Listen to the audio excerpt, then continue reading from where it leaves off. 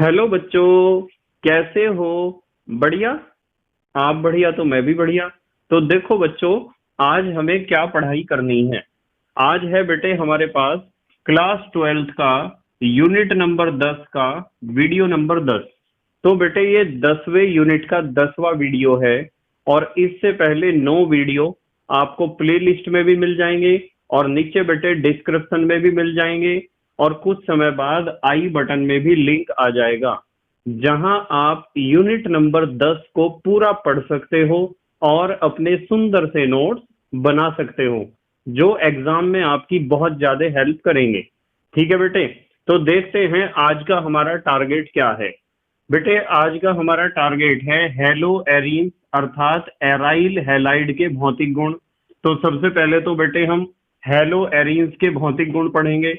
उसके बाद हम पढ़ेंगे बेटे एराइल हैलाइड में कार्बन हैलोजन के बीच का जो बंध है उसकी प्रकृति के बारे में पढ़ेंगे। सी एक्स बॉन्ड का मतलब होता है कार्बन और हैलोजन के बीच का जो बॉन्ड है उसका नेचर देखेंगे कैसा है। और फिर तीसरे नंबर पे बेटे हम पढ़ेंगे एराइल हैलाइड के रासायनिक गुण। तो हमारे 3 टारगेट इस वीडियो में हैं। ठीक है बेटे, तो चलो बच्चों जल्दी से आज की पढ़ाई शुरू करते हैं।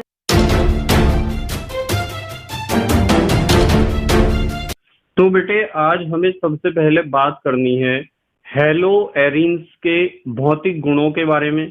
इसे प्रदर्शित करते हैं हम AR-X से। इनमें मुख्य रूप से कौन कौन से भौतिक गुण हमें याद रखने हैं। ठीक है बेटे, ध्यान से समझेंगे सब बच्चे। सबसे पहले तो आपको ध्यान रखना है कि नंबर 1 डाल के मैं लिखूंगा एराइल हैलाइड रंगहीन क्रिस्टलीय ठोस, रंगहीन क्रिस्टलीय ठोस या द्रव होते हैं। मतलब आपको सबसे पहली बात तो ये ध्यान रखनी है कि जितने भी एराइल हैलाइड हैं या तो वे होंगे क्रिस्टलीय ठोस और या फिर होंगे बेटे में द्रव। और कैसे होंगे? रंगहीन होते हैं। ये बात आपको ध्यान रखनी है। ठीक है बेटे। नंबर 2, दूसरी बात क्या ध्यान रखनी है, ये जो बेटे एराइल हैलाइड होते हैं ना AR-X, ये कम ध्रुवीय होते हैं, बहुत कम ध्रुवीय। कम ध्रुवीय यदि ये कम ध्रुवीय हैं बेटे, तो क्रम ध्रुवीय होने के कारण, कम ध्रुवीय होने के कारण जल में अघुलनशील होते हैं। भाई जो पदार्थ बहुत कम ध्रुवीय होगा या फिर ध्रुवीय होगा ही नहीं बिल्कुल भी, वो तो पानी में बहुत कम घुलेगा बेटे, क्योंकि पानी ध्रुवीय विलायक है। वो ध्रुवीय पदार्थों को ही अपने अंदर घोलता है सामान्य रूप से। ठीक है, तो हमने लिखा है एराइल हैलाइड अल्प ध्रुवीय होने के कारण जल में अघुलनशील तथा कार्बनिक विलायकों में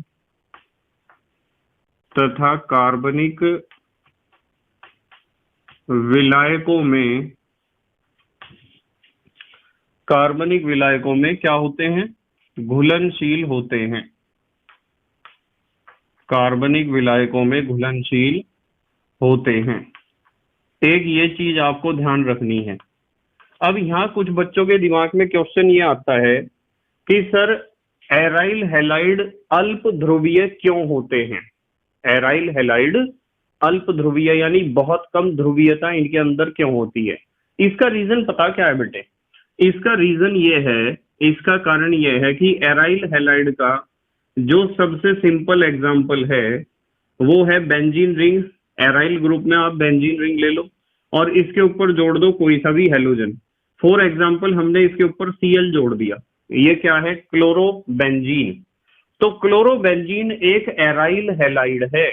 आपको मैंने लास्ट वीडियो में पढ़ाया था कि एराइल हैलाइड का मतलब ऐसा एरोमेटिक यौगिक जिसमें एरोमेटिक यौगिक के अंदर एक हैलोजन परमाणु भी उपस्थित होता है, ये एक ऐसा एरोमेटिक कंपाउंड है जिसमें हेलोजन एटम प्रेजेंट है, और हेलोजन एटम जो प्रेजेंट है, जो उपस्थित है, उसकी खासियत ये होती है कि वो डायरेक्टली बेंजीन रिंग से अटैच होता है। यदि हेलोजन का परमाणु सीधा बेंजीन रिंग से जुड़ा हुआ हो तो ऐसे यौगिकों को हम कहते हैं हेलो एरीन या एराइल हैलाइड, या उनका संकेत होता है ARX। ये एराइल हैलाइड लिखा है। यहाँ एराइल में जो सबसे सिंपल एराइल ग्रुप होता है वो होता है फिनाइल, यानी C6H5। और हेलोजन आप कोई सा भी ले लो, फ्लोरीन, क्लोरीन, ब्रोमीन, आयोडीन, कोई सा भी हेलोजन आप ले सकते हो। पर आपको पता होना चाहिए AR का मतलब क्या होता है, एराइल ग्रुप। और एराइल में सबसे सिंपल कौन सा हमारे कोर्स में है, C6H5 फिनाइल, जिसे आप लिखते हो बेंजीन रिंग की तरह। ये फिनाइल ग्रुप है बेटे, और इसके आगे जुड़ा हुआ है एक हेलोजन। आपको पता होगा C6H5 का मतलब किस तरीके से, आपको बेंजीन का फार्मूला पता है C6H6। तो कार्बन 6 है, 1 2 3 4 5 6। यदि आप इन्हें सिंगल बॉन्ड से जोड़ दोगे, और हाइड्रोजन भी कितने हैं, 6, 1 2 3 4 5 और 6। अब आप देखोगे कि कार्बन ने यहाँ कितने बॉन्ड बना रखे हैं, 1 2, और एक हाइड्रोजन के साथ बॉन्ड बन रहा होगा, पक्की बात है। तो आप डबल बॉन्ड को एकांतर क्रम में लगा सकते हो, यानी कि double bond single double single double single, ऐसे आप इन बॉन्ड्स को लगा सकते हो। तो आप किसी भी कार्बन एटम को चेक कर सकते हो। इस कार्बन एटम को देखो, 1 2 3 और एक हाइड्रोजन के साथ बॉन्ड बना हुआ 4। किसी भी हाइड्रोजन एटम को देखोगे, इस कार्बन एटम को देखो, 1 2 3 और एक इस हाइड्रोजन के साथ 4, यानी कि प्रत्येक कार्बन परमाणु ने 4 बॉन्ड बना रखे हैं। तो ऐसा होता है C6H6। यदि मैं आपको कहूं कि चलो C6H5 के बारे में बात कर रहे, तो क्या होता है, यहां से आप एक हाइड्रोजन को हटा दो। जब एक हाइड्रोजन को आप हटा दोगे तो एक संयोजकता हो जाएगी मुक्त, एक बॉन्ड हो जाएगा खाली, और इस ग्रुप को हम कहते हैं फिनाइल ग्रुप। C6H5 को ऐसे बॉन्ड आप दिखाओगे इसमें, जैसे यहां दिखाया मैंने बॉन्ड, तो ये फिनाइल ग्रुप है। और फिनाइल ग्रुप एक एराइल ग्रुप है। क्या है बेटे, एराइल। फिनाइल एक एराइल ग्रुप है। तो सवाल हमारा ये था कि सर एराइल हैलाइड अल्प ध्रुवीय क्यों होता है, कम ध्रुवीय क्यों होता है। देखो क्यों होता है, सुनियो ध्यान से जरा। आप इस कार्बन को देखो, इस कार्बन को देखो आप, ये वाला ही तो कार्बन है जो यहाँ बना हुआ है। इस कार्बन ने ये डबल, ये सिंगल और ये सिंगल बॉन्ड बना रखा है। मतलब ये कार्बन है, एक तो डबल बॉन्ड है, एक सिंगल बॉन्ड है, इधर भी सिंगल बॉन्ड है, और यहाँ जुड़ा हुआ है हेलोजन जैसे Cl। ध्यान से समझियो, यदि आप इस बॉन्ड की बात करो तो इस बॉन्ड के इलेक्ट्रॉन दोनों क्लोरीन की तरफ को सरके हुए होने चाहिए, और क्लोरीन की विद्युत ऋणात्मकता ज्यादा है तो सरके हुए तो होंगे ही, पर इन्हें वास्तविकता में जितना ज्यादा सरका हुआ होना चाहिए, जितना ज्यादा अपनी जगह से डिस्प्लेस्ड होना चाहिए, उतना ज्यादा ये विस्थापित हुए हमें नहीं मिलेंगे। इनका विस्थापन जितना होना चाहिए था उससे कुछ कम होगा विस्थापन। विस्थापन तो होगा, पक्की बात है, इसके ऊपर आंशिक ऋणावेश, इसके ऊपर आंशिक धनावेश जरूर आएगा, पर जितना ऋणावेश और जितना धनावेश आना चाहिए था उतना नहीं आएगा। उसका कारण पता क्या है, उसका कारण है ये वाला कार्बन परमाणु। इस कार्बन परमाणु को देखो आप ध्यान से, इस कार्बन परमाणु के पास डबल बॉन्ड है, सिंगल बॉन्ड है और फिर सिंगल बॉन्ड है। तो यदि मैं आपको पूछ लूं कि इसके पास सिग्मा बॉन्ड कितने हैं, तो डबल बॉन्ड में तो एक ही सिग्मा होता है, आपको पता है डबल बॉन्ड में एक सिग्मा होता है, एक पाई। तो डबल बॉन्ड में एक सिग्मा, तो ये हुआ। सिंगल बॉन्ड तो सिग्मा ही होता है, और ये वाला सिंगल बॉन्ड भी सिग्मा होगा। तो सिग्मा कितने हुए, 3। और यदि 3 सिग्मा हुए तो कक्षक कितना हिस्सा लेंगे, 3 कक्षक संकरण की क्रिया में हिस्सा लेंगे, 1 2 और 3। इसमें से एक कक्षक S का होगा, 2 कक्षक P के होंगे। तो संकरण कौन सा हो जाएगा, sp2 संकरण। और यदि sp2 संकरण में आपको यूं कह दूं मैं, परसेंटेज ऑफ S बताओ कितना है, तो कितने कक्षक हैं, 3। तो 3 कक्षक हैं, तो 100 में से हर एक का हिस्सा कितना होगा, कितना होगा, 33.33%। इतना ही तो होगा बेटे, 33.333 ऐसे आता रहेगा। इसका मतलब यहाँ S करेक्टर 33.3% है। जरा ध्यान से समझना पड़ेगा। कार्बन परमाणु का जो संकरण होता है, उस संकरण में एस करेक्टर जितना ज्यादा होता है, एस लक्षण जितना ज्यादा होता है, वो कार्बन परमाणु उतना ज्यादा वैद्युत ऋणात्मक हो जाता है। और ये जब कार्बन परमाणु sp2 संकरण के कारण, अर्थात एस करेक्टर 33.3% होने के कारण ज्यादा वैद्युत ऋणात्मक हो जाएगा। और जब ज्यादा वैद्युत ऋणात्मक हो जाएगा तो ये जो इलेक्ट्रॉन के जोड़े हैं वे उतना ज्यादा क्लोरीन की तरफ नहीं जाने देगा जितना जाने चाहिए थे। यदि यहाँ कार्बन परमाणु ऐसा होता है ना, जैसे मैं आपको कह दूं CH3Cl ले लो आप, CH3Cl, तो इसमें कार्बन के पास हाइड्रोजन एक इधर एक इधर एक इधर और यहाँ जुड़ा हुआ है Cl। तो इसमें तो बेटे कार्बन परमाणु के पास ये भी सिग्मा, ये भी सिग्मा, ये भी सिग्मा और ये भी सिग्मा, 4 सिग्मा है। जब सिग्मा बॉन्ड 4 हो गए तो 4 कक्षक हिस्सा लेंगे, और 4 कक्षक हिस्सा लेंगे तो एक एस का होगा और 3 होंगे पी के। तो संकरण क्या हो जाएगा? संकरण हो जाएगा sp3, और sp3 संकरण हो जाएगा तो परसेंटेज ऑफ एस करेक्टर कितना आएगा देखना जरा भाई। 4 हिस्से करोगे, 100 के 4 हिस्से करोगे तो 25% आएगा। तो यहाँ एस करेक्टर 33.3% है और यहाँ एस करेक्टर है 25%। तो एस करेक्टर जितना ज्यादा घटता है, कार्बन परमाणु की विद्युत ऋणात्मकता उतनी ही घटती है। इस बात को दिमाग में घुसा लो अपने। मैंने क्या कहा?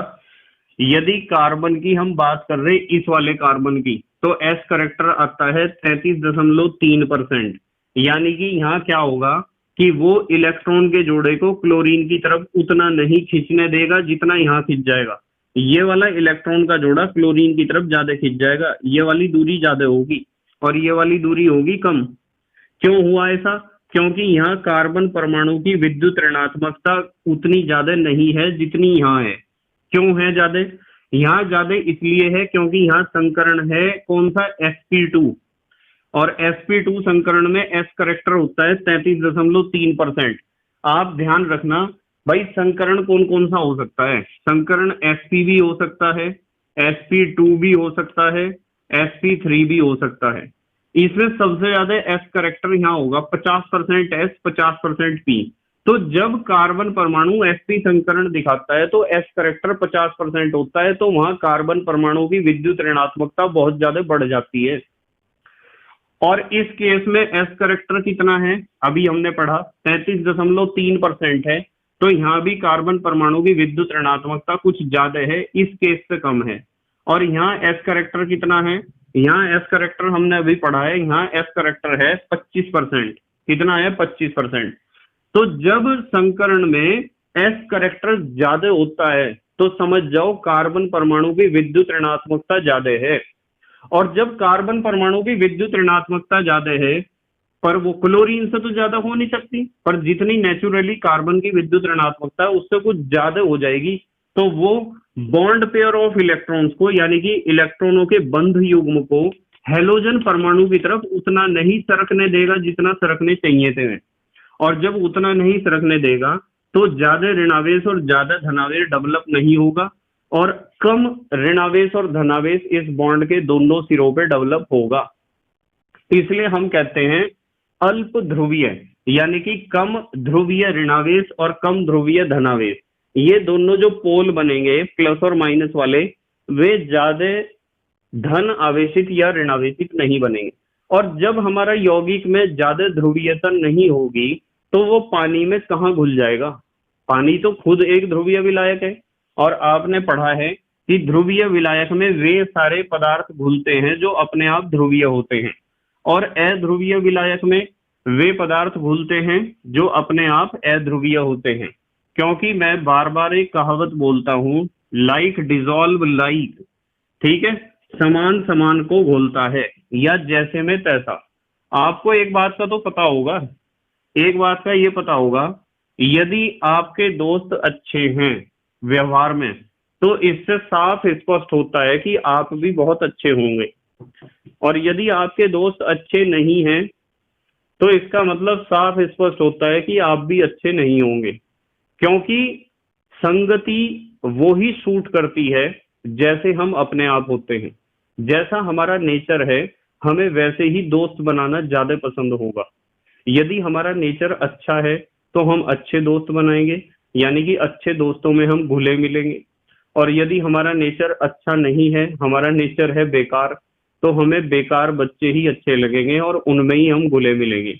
इसलिए कहा जाता है कि बच्चों की संगति हमेशा अच्छी होनी चाहिए, बच्चों की कंपनी हमेशा अच्छी होनी चाहिए। यदि हमारी संगति, हमारी कंपनी अच्छी होगी तो उससे हमारी पहचान होती है कि हाँ, ये बच्चा बहुत अच्छा है क्योंकि इसके दोस्त भी बहुत अच्छे हैं। और वास्तविकता में यदि बच्चा अच्छा है तो वो अच्छे दोस्तों के अंदर ही घोल पाएगा अपने आप को, और यदि वो बुरा है, वो अच्छी आदतें उसके अंदर नहीं है, तो वो बुरे लोगों के अंदर ही घुले मिलेगा। और इसीलिए बड़े लोग संगति से ही हमारी पहचान करते हैं कि इनका फ्रेंड सर्कल कैसा है। यदि हमारा फ्रेंड सर्कल अच्छा है तो हमारे ऊपर स्पष्ट रूप से ठप्पा लगा हुआ है कि ये बच्चा बहुत अच्छा है। और यदि हमारा फ्रेंड सर्कल अच्छा नहीं है तो हमारे ऊपर स्पष्ट रूप से ठप्पा लगा हुआ है कि ये बच्चा अच्छा नहीं है, चाहे आप अपनी बुराई को कितना ही छिपाने की कोशिश कर लो। ठीक है बेटे, अब देखो, आपको पता चल गया कि एराइल हैलाइड अल्प ध्रुवीय होने के कारण कैसे होते हैं। अल्प ध्रुवीय, अल्प ध्रुवीय होने के कारण जल में अघुलनशील तथा कार्बनिक विलायकों में क्या होते हैं, घुलनशील होते हैं। अच्छा, एक चीज में यहां लिख रहा नंबर 3, इनमें विशेष प्रकार की, इनमें विशेष प्रकार की गंध होती है, विशेष प्रकार की गंध होती है। ठीक है बेटे, इनके अंदर जितने भी एराइल हैलाइड हैं उनमें विशेष प्रकार की क्या होती है, गंध। देखो, जब आप क्लास 11th में थे तो आपने पढ़े थे एरोमेटिक यौगिक। क्या पढ़े थे, एरोमेटिक यौगिक। और फिर आपको बताया गया था कि एरोमेटिक यौगिक का मतलब क्या होता है। आपको वहां उनके गुणों के आधार पर बताया गया था, और यूं बताया गया था कि एरोमेटिक जो यौगिक हैं उसमें एरोमेटिक वर्ड का जो हम यूज करते हैं वो एरोमेटिक वर्ड आया है एरोमा वर्ड से। कौन से शब्द से लिया गया है, एरोमा। ग्रीक भाषा का शब्द है एरोमा। एरोमा का मतलब होता है विशेष गंध वाले। समझ में आई बात, एरोमा का मतलब विशेष गंध वाले। आपको प्रकृति में जितने भी रासायनिक पदार्थ, जितने भी कार्बनिक पदार्थ ऐसे नजर आते हैं जिनमें से विशेष प्रकार की गंध आती है, सुनियो ध्यान से, जिनमें से विशेष प्रकार की क्या आती है, गंध, और जो जलने पर धुआं देते हैं। ये दो बातें ध्यान रखनी है आपको। पहली बात मैंने क्या बताई, पहली बात बताई, यदि हम एरोमेटिक की बात करें, एरोमेटिक, यदि हम एरोमेटिक कंपाउंड्स की बात करें, एरोमेटिक यौगिकों की बात करें, तो एरोमेटिक यौगिकों में दो खासियत होती हैं। सबसे पहली खासियत तो ये होती है कि उनमें से विशेष प्रकार की गंध आती है, स्मेल आती है विशेष प्रकार की। दूसरी बात, वे जलने पर धुआं देते हैं। यदि ये दो बातें आपको किसी भी रासायनिक पदार्थ या कार्बनिक पदार्थ में नजर आती हैं तो आपको तुरंत समझ जाना चाहिए कि दिया गया पदार्थ एक एरोमेटिक कंपाउंड है, एक एरोमेटिक यौगिक है। इस चीज की हमें लैब में बहुत ज्यादा जरूरत पड़ती है। यदि आपको कोई पूछ ले कि एरोमेटिक यौगिक किसे कहते हैं तो आप स्पष्ट रूप से उत्तर दोगे कि एरोमेटिक यौगिक वे कार्बनिक यौगिक होते हैं जिनमें विशेष प्रकार की गंध होती है और जलने पर धुआं देते हैं। ठीक है बेटे, जैसे मैं कल आपको एक एग्जांपल बता रहा था, एनिलीन और नाइट्रोबेंजीन। यदि आप एनिलीन की बात करो, एनिलीन क्या होती है, इंक होती है, स्याही होती है जो बहुत तेजी से प्रिंटिंग करती है, जैसे शादियों के कार्ड। एनिलीन और नाइट्रोबेंजीन का यूज होता है इस तरह की नई किताबों की छपाई में। जो किताबें छापी जाती हैं नई नई हो तो उनमें से स्मेल आएगी एकदम। और या फिर आपका जो है शादियों के जो कार्ड होते हैं वो जब आपके घर पे आता है उसे खोल के स्मेल करके देखो, सूंघ के देखो, उसमें से कड़वे बादाम जैसी आती है स्मेल। तो उसमें से स्मेल आ रही है तो आपको समझ जाना चाहिए कि एरोमेटिक कंपाउंड है जो प्रिंटिंग के लिए यूज किया गया है। ठीक है बेटे, तो आपको ये दो बात ध्यान रखनी है। एरोमेटिक का मतलब क्या है, जिनमें से विशेष प्रकार की गंध आती हो और जो धुआं देते हो।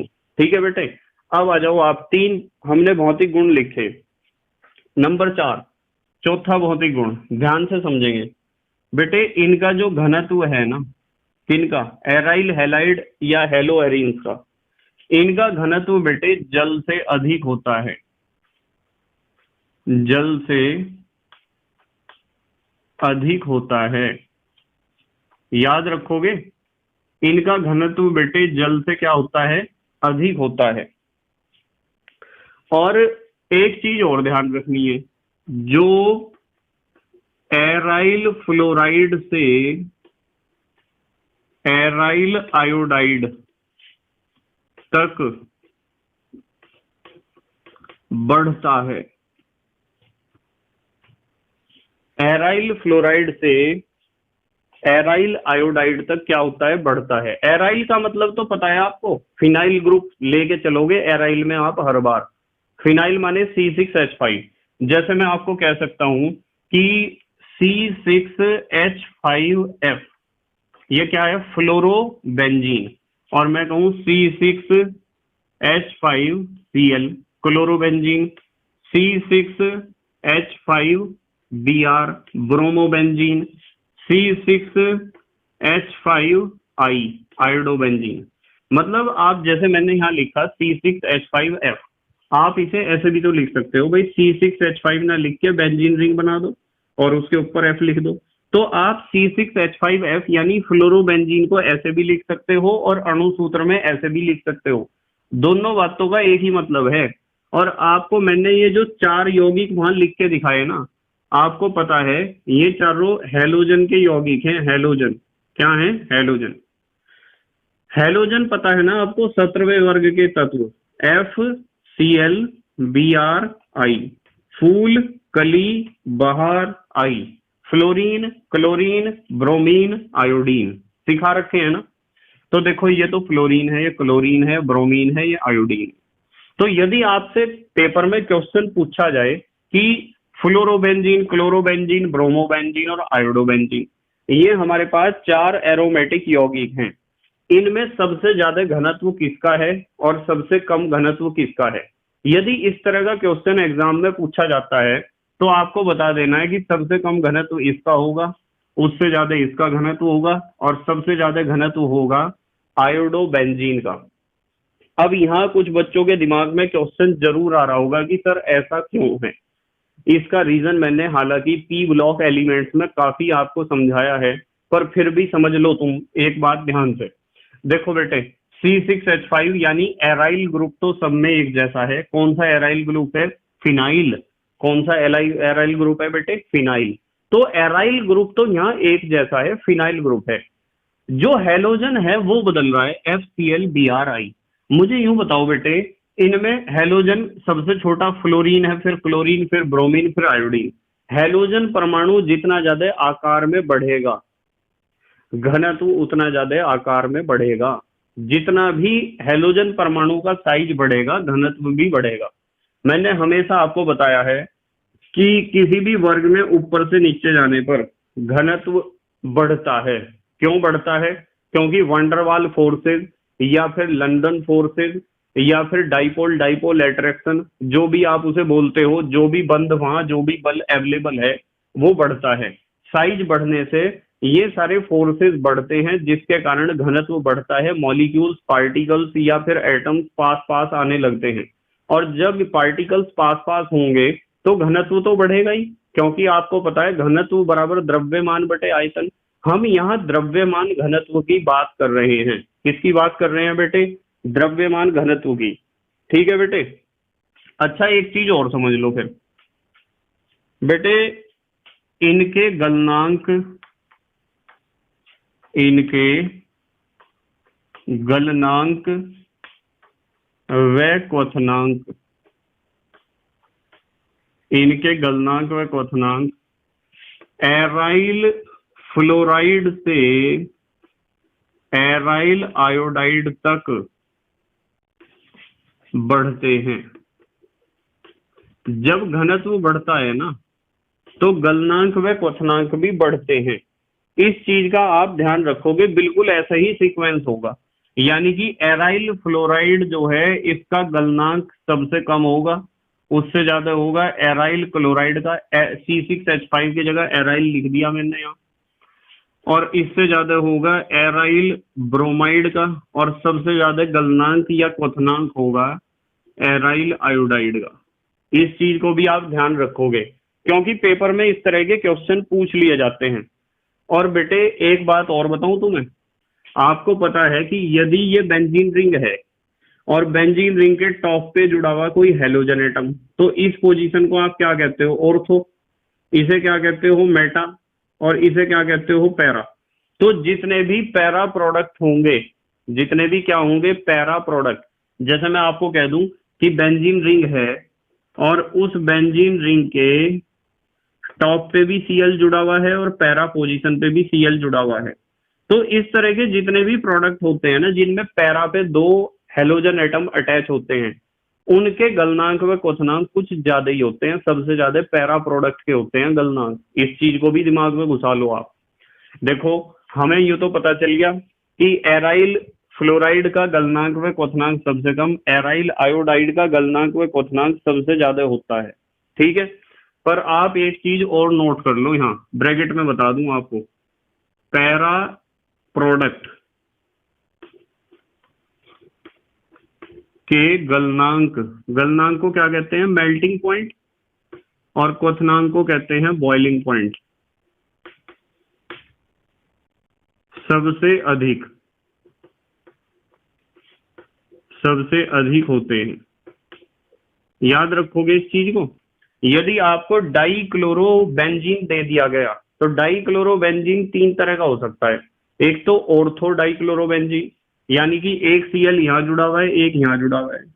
एक हो सकता है मेटा डाइक्लोरोबेंजीन, यहाँ और यहाँ। वैसे मेटा वाला प्रोडक्ट मिलता नहीं है, क्योंकि क्लोरीन या halogen atom ortho para director होता है। कैसे होता है मैं एक्सप्लेन करूंगा।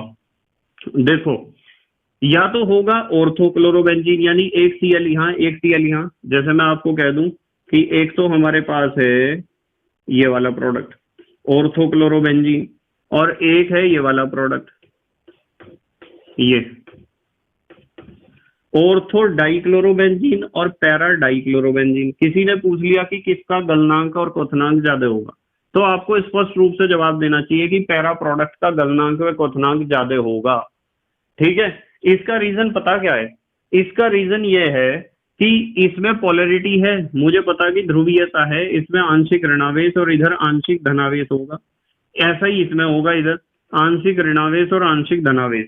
इसका मतलब ये इसके दोनों, ये डाइपोल और ये डाइपोल दोनों एक दूसरे से दूर दूर हैं। ये अणु पैरा डाइक्लोरोबेंजीन दूसरे पैरा डाइक्लोरोबेंजीन से डाइपोल डाइपोल अट्रैक्शन के द्वारा, या फिर आप कह सकते हो वांडरवाल फोर्सेस के द्वारा ज्यादा अच्छा जुड़ सकता है। और यदि यहाँ बात करो आप, यहाँ क्या होगा? आंशिक ऋणावेश आंशिक धनावेश, आंशिक ऋणावेश आंशिक धनावेश, ये आपस में पास पास आ गए ना, और पास पास आने से इनमें आपस में ही प्रतिकर्षण बहुत ज्यादा लगेगा। आपस में इनमें इतना प्रतिकर्षण लग रहा है कि इन्हें दूसरे अणुओं से जुड़ने का मौका ही नहीं मिल रहा है। इन्हें दूसरे अणुओं से जुड़ने का मौका मिलेगा और इन्हें दूसरे अणुओं से जुड़ने का मौका नहीं मिलेगा। इनकी आपस में ही बड़ी समस्याएं चल रही हैं। देखो, नेगेटिव नेगेटिव, पॉजिटिव पॉजिटिव। ऐसा हो सकता है कि यहाँ आकर्षण और यहाँ आकर्षण लग जाए, यानी कि ये तो अपने आप में ही बिजी है, दूसरे अणुओं से इसे कोई मतलब नहीं है।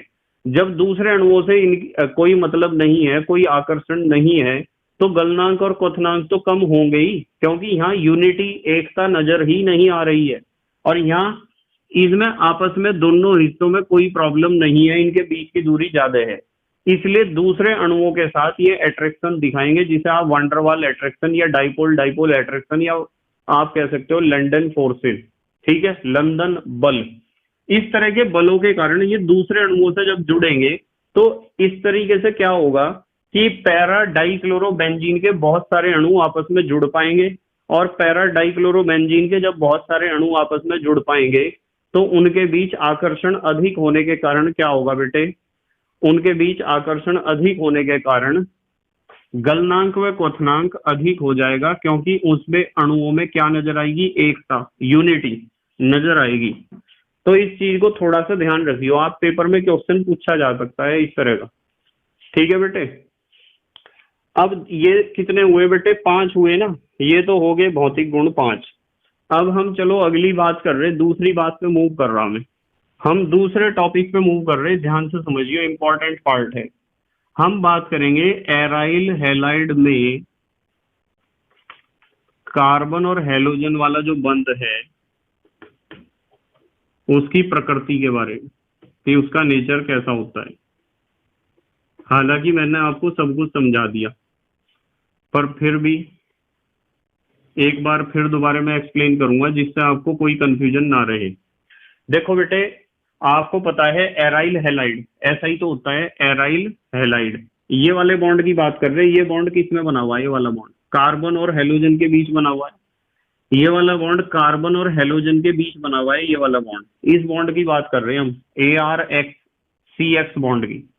तो यदि आप एल्काइल हैलाइड की बात करो, एल्काइल हैलाइड कैसा होता है? एल्काइल हैलाइड ऐसा होता है जिसे आप लिखते हो RX, जैसे CH3Cl। तो एक तो एल्काइल हैलाइड का कार्बन और हैलोजन के बीच का बॉन्ड होता है, और एक होता है एराइल हैलाइड का। यानी कि यहाँ दो बातें हैं। यदि मैं आपको कह दूं कि भाई एराइल हैलाइड, ये वाला बॉन्ड देखो कार्बन और क्लोरीन, और ये वाला बॉन्ड कार्बन और क्लोरीन, इन दोनों बॉन्ड्स में से कौन सा बॉन्ड ज्यादा क्रियाशील होगा? तो मेरा जवाब पता क्या होगा? मेरा जवाब होगा एल्काइल हैलाइड में जो कार्बन और हैलोजन के बीच का बॉन्ड है। कौन सा? कार्बन और हैलोजन का। एल्काइल हैलाइड तो हम पढ़कर आ चुके हैं। एल्काइल हैलाइड में जो कार्बन और हैलोजन वाला बॉन्ड है वो ज्यादा क्रियाशील होता है, या फिर आप कह सकते हो कम स्थायी होता है। और एराइल हैलाइड में, यानी बेंजीन रिंग के ऊपर जब कोई हैलोजन जुड़ा हो, तो वहां कार्बन और हैलोजन का जो बॉन्ड होता है, ये वाला, वो कम क्रियाशील होता है, या फिर आप कह सकते हो ज्यादा स्थायी होता है। ऐसा क्यों होता है? सवाल तो यही है। पहले मैं इस बात को लिख दूं। मैं लिख रहा बेटे, एराइल हैलाइड में CX bond alkyl halide, RX तो कहते हैं एल्काइल हैलाइड को, एल्काइल हैलाइड के CX बॉन्ड की अपेक्षा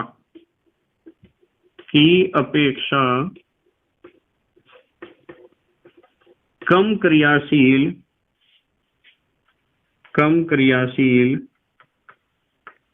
की अपेक्षा कम क्रियाशील, या आप कह सकते हो जो कम क्रियाशील है वो अधिक स्थायी होगा ना, कम क्रियाशील या अधिक स्थायी होता है, कम क्रियाशील या अधिक स्थायी होता है। क्यों होता है? देखो, एराइल हैलाइड में की जगह का लिख दूं मैं तो वाक्य ज्यादा अच्छा हो जाएगा। का लिख रहा बेटे। अब देखेंगे क्या हुआ सेंटेंस। अब हुआ सेंटेंस, एराइल हैलाइड का CX बॉन्ड एल्काइल हैलाइड के CX बॉन्ड की अपेक्षा कम क्रियाशील होता है या ज्यादा स्थायी होता है। अच्छा, इसके कारण भी बताऊंगा आपको। इसके निम्न कारण है, ध्यान से समझियो जरा, कभी सिर के ऊपर को चली जा बात। मैं आपको यूं कह रहा कि ये कार्बन और क्लोरीन का बॉन्ड है। देखो, कार्बन और क्लोरीन का बॉन्ड है, एराइल हैलाइड का कार्बन और हैलोजन का बॉन्ड। ये कार्बन और क्लोरीन का बॉन्ड ये है, पर वो एल्काइल हैलाइड का है।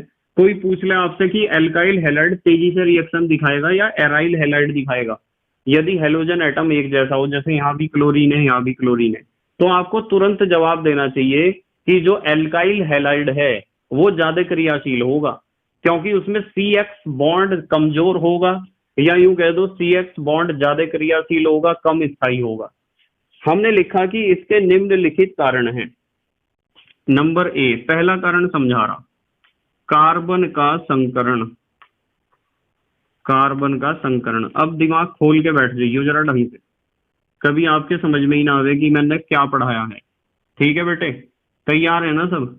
देखो, कार्बन का संकरण किस तरीके से हमें सिखाएगा कि एराइल हैलाइड और एल्काइल हैलाइड में कौन सा CX बॉन्ड ज्यादा स्टेबल है और कौन सा CX बॉन्ड ज्यादा क्रियाशील है। तो मैं एराइल हैलाइड और एल्काइल हैलाइड की जब तुलना करूंगा, तो यहां तो लिख दिया मैंने एराइल हैलाइड, ये लिख दिया एराइल हैलाइड, और यहां लिख दिया मैंने एल्काइल हैलाइड RX। ऐसा ही तो होता है। अब एराइल हैलाइड का एक आप ले सकते हो एग्जाम्पल, ले लूं इसका एक एग्जाम्पल ले लिया, बेंजीन रिंग। ध्यान से देखियो बेटे, ये बेंजीन रिंग है, और इसके ऊपर जुड़ा हुआ है एक हेलोजन, X जोड़ दिया। और यहां मैंने एग्जांपल ले लिया CH3 है और इसके ऊपर जोड़ दिया हेलोजन एटम X। दोनों में हेलोजन मान लो सेम है। तो आपको पता है कि यदि हम इस कार्बन परमाणु की बात कर रहे हैं, जब CX बॉन्ड की बात करते हैं तो ये वाला कार्बन एटम और यहाँ ये वाला कार्बन तो दिखाई दे ही रहा आपको। यदि मैं आपसे पूछ लूं कि आप मुझे यूं बताओ कि इसमें सिग्मा बॉन्ड कितने हैं, सिग्मा बॉन्ड कितने हैं, यहाँ ये जो कार्बन है ना, ये कार्बन कितने सिग्मा बॉन्ड बना रहा है, तो आपको पता है डबल बॉन्ड में तो एक सिग्मा होता है, एक सिग्मा तो ये हो गया डबल बॉन्ड वाला, और ये सिंगल बॉन्ड है, एक सिग्मा ये हो गया दो, और एक ये हेलोजन वाला बॉन्ड है, एक सिग्मा ये आ गया। कितने सिग्मा हुए? 3 सिग्मा हुए। तो मैं लिखूंगा 3 सिग्मा बॉन्ड है जी यहाँ। और यदि मैं यहाँ पूछ लूं कि यहाँ बताओ कितने सिग्मा बॉन्ड है, बता दोगे?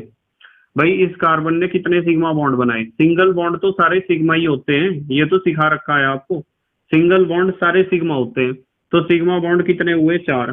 तो एराइल हैलाइड में कार्बन 3 सिग्मा बॉन्ड बना रहा और एल्काइल हैलाइड में कार्बन 4 सिग्मा बॉन्ड बनाता है। तो बेटे मुझे एक बात बताओ, जब 3 सिग्मा बॉन्ड हैं तो संकरण में भाग लेने वाले कक्षक कितने होंगे? कक्षक भी तो 3 ही होंगे, ये बात तो सिखा रखी मैंने। और यहाँ संकरण में भाग लेने वाले कक्षक कितने होंगे? यहाँ कक्षक होंगे 4। जितने सिग्मा बॉन्ड होते हैं कार्बन के पास, कार्बन के उतने कक्षक ही संकरण में भाग लेते हैं। तो यदि मैं आपसे पूछ लूं कि यार हिम्मत है तो जरा बता दो यहाँ संकरण कितना होगा, कौन सा संकरण होगा, तो 3 कक्षक हैं, एक तो S का होगा और 2 होंगे P के, sp2 संकरण होगा। और इस केस में संकरण कौन सा होगा बेटे, यूं बताओ आप, इस केस में संकरण कौन सा होगा? 4 कक्षक हैं तो 4 कक्षक हैं, जगह बच गई कम, 4 कक्षक हैं तो sp3 संकरण होगा, एक S का और 3 P के। बताओ ये बात समझ में आ रही क्या? आपको पता चल गया कि सिग्मा बॉन्ड इसमें 3 बनाए तो कक्षक भी 3 होंगे, और कक्षक 3 है तो एक S का होगा, 2 P के होंगे, sp2 संकरण होगा। और यहाँ संकरण होगा sp3, क्योंकि सिग्मा बॉन्ड 4 है तो कक्षक भी 4 है, 4 कक्षक हैं तो एक S का होगा, 3 P के होंगे। यहाँ संकरण sp3 है। तो आप बेटे मुझे S लक्षण बता सकते हो क्या? S करेक्टर कितने % है? भाई 3 हिस्से हैं, 3 कक्षक हैं तो एक कक्षक का कितना % बैठेगा? 33.3% ही तो बैठेगा S लक्षण। और यहाँ S लक्षण कितना होगा बताओ? S करेक्टर कितना होगा? यहाँ S करेक्टर कितने कक्षक हैं? 4। 4 कक्षक हैं तो S करेक्टर 4 में से एक हिस्सा है S का, कितना होगा? 25%। देखो ये चीज समझ में आ रही है। तो मुझे यूं बताओ S लक्षण या S करेक्टर किसमें ज्यादा आया? एराइल हैलाइड में S करेक्टर ज्यादा आया है। जब एराइल हैलाइड में S करेक्टर, S लक्षण कार्बन परमाणु के संकरण का ज्यादा आया है तो एराइल हैलाइड का कार्बन एटम ज्यादा विद्युत ऋणात्मक होगा, ये कम विद्युत ऋणात्मक होगा। ठीक है बेटे, तो मैं लिख सकता हूं इसलिए कार्बन परमाणु क्या होगा? अधिक विद्युत ऋणात्मक। कार्बन परमाणु क्या होगा? अधिक विद्युत ऋणात्मक होगा। और यहाँ 25% आया तो मैं लिखूंगा इसलिए कार्बन परमाणु कम विद्युत ऋणात्मक होगा। बताओ बेटे ये बात समझ में आ रही है आपके? यहाँ कार्बन परमाणु कम विद्युत ऋणात्मक है, और जहां कार्बन परमाणु अधिक विद्युत ऋणात्मक है वहां इस बॉन्ड के इलेक्ट्रॉन को कार्बन ज्यादा खींच लेगा अपनी तरफ। ठीक है बेटे, इसलिए CX बॉन्ड के बॉन्ड पेयर को, बॉन्ड पेयर तो समझो बंध युग्म, इलेक्ट्रॉनों का बंध युग्म, बंध युग्म को क्या करेगा बताओ? अधिक आकर्षित करेगा, अधिक आकर्षित करेगा। ये क्या करेगा कि जब इसमें S करेक्टर ज्यादा है तो S करेक्टर ज्यादा होने की वजह से इसका इलेक्ट्रोनेगेटिविटी ज्यादा है तो इसके बॉन्ड पेयर ऑफ इलेक्ट्रॉन्स को ज्यादा खींच लेगा अपनी तरफ, यानी कि हेलोजन की तरफ उतना नहीं खींचने देगा जितना उसे खींचना चाहिए था। मतलब कुल मिला के तो हेलोजन की तरफ ही होगा इलेक्ट्रॉन का जोड़ा। बेटे इलेक्ट्रॉन का जोड़ा कुल मिला के कहाँ होगा, हेलोजन की तरफ, पर उतना ज्यादा हेलोजन की तरफ नहीं होगा जितना उसे होना चाहिए। तो हमने लिखा सी एक्स बॉन्ड, बॉन्ड पेयर को यहाँ कोमा लगा लियो, कोमा, सी एक्स बॉन्ड के बॉन्ड पेयर को अधिक आकर्षित करेगा, कार्बन परमाणु ज्यादा आकर्षित करेगा सी एक्स बॉन्ड के बॉन्ड पेयर को। यहाँ के लिख दूं कभी आप कंफ्यूज हो जाओ। सी एक्स बॉन्ड के बॉन्ड पेयर को अधिक आकर्षित करेगा, और यहाँ सी एक्स बॉन्ड के बॉन्ड पेयर को क्या लिखूं, कम आकर्षित करेगा। बताओ बेटे ये बात समझ में आ रही है? तो वो जो एराइल हैलाइड का कार्बन एटम है, ये वाला कार्बन एटम, वो इस बॉन्ड पेयर को ज्यादा आकर्षित करेगा, हालांकि रिजल्ट तो रहेगा हेलोजन की तरफ ही, यहाँ भी और यहाँ भी। तो इसने ज्यादा आकर्षित करा बेटे, ठीक है, तो ज्यादा आकर्षित करा, तो इसलिए मैं लिखूंगा कि ये जो बंध बनेगा ना, ये बंध कम ध्रुवीय होगा। क्या होगा? कम ध्रुवीय होगा, कोमा, अधिक मजबूत होगा, मजबूत को स्थायी कह दूं, अधिक स्थायी होगा, और बेटे ज्यादा स्थायी है तो कम क्रियाशील होगा। क्या होगा? कम क्रियाशील। और यहां देखियो जरा, इसलिए बंध कैसा होगा बेटे, ये जो सी एक्स बॉन्ड है ये तो कम ध्रुवीय था, यहां मैं लिखूंगा अधिक ध्रुवीय होगा, क्योंकि हेलोजन से उतना नहीं बचा पाया बॉन्ड पेयर को, अधिक ध्रुवीय होगा, पहली बात, कोमा, अधिक ध्रुवीय होने के साथ ये अधिक स्थायी था, तो मैं यहाँ क्या लिखूंगा, ये कम स्थायी होगा, और कम स्थायी को ही हम कहते हैं अधिक क्रियाशील। यहाँ कम क्रियाशील लिखा तो यहाँ क्या लिखेंगे, अधिक क्रियाशील। मतलब मैंने इस बात को एक्सप्लेन किया है, जरूरी नहीं है कि एग्जाम में आप इसे एक्सप्लेन करके आओ। मैं तो सीधा साधा सवाल पूछेंगे आपसे, सिर्फ ये पूछेंगे कि भाई एराइल हैलाइड का जो कार्बन और हेलोजन का बॉन्ड है, और जो एल्काइल हैलाइड का कार्बन और हेलोजन का बॉन्ड है, उन दोनों बॉन्ड में कौन सा ज्यादा ध्रुवीय है, यूं बता दो, और कौन सा ज्यादा क्रियाशील है, यूं बता दो, और कौन सा ज्यादा स्थायी है, यूं बता दो।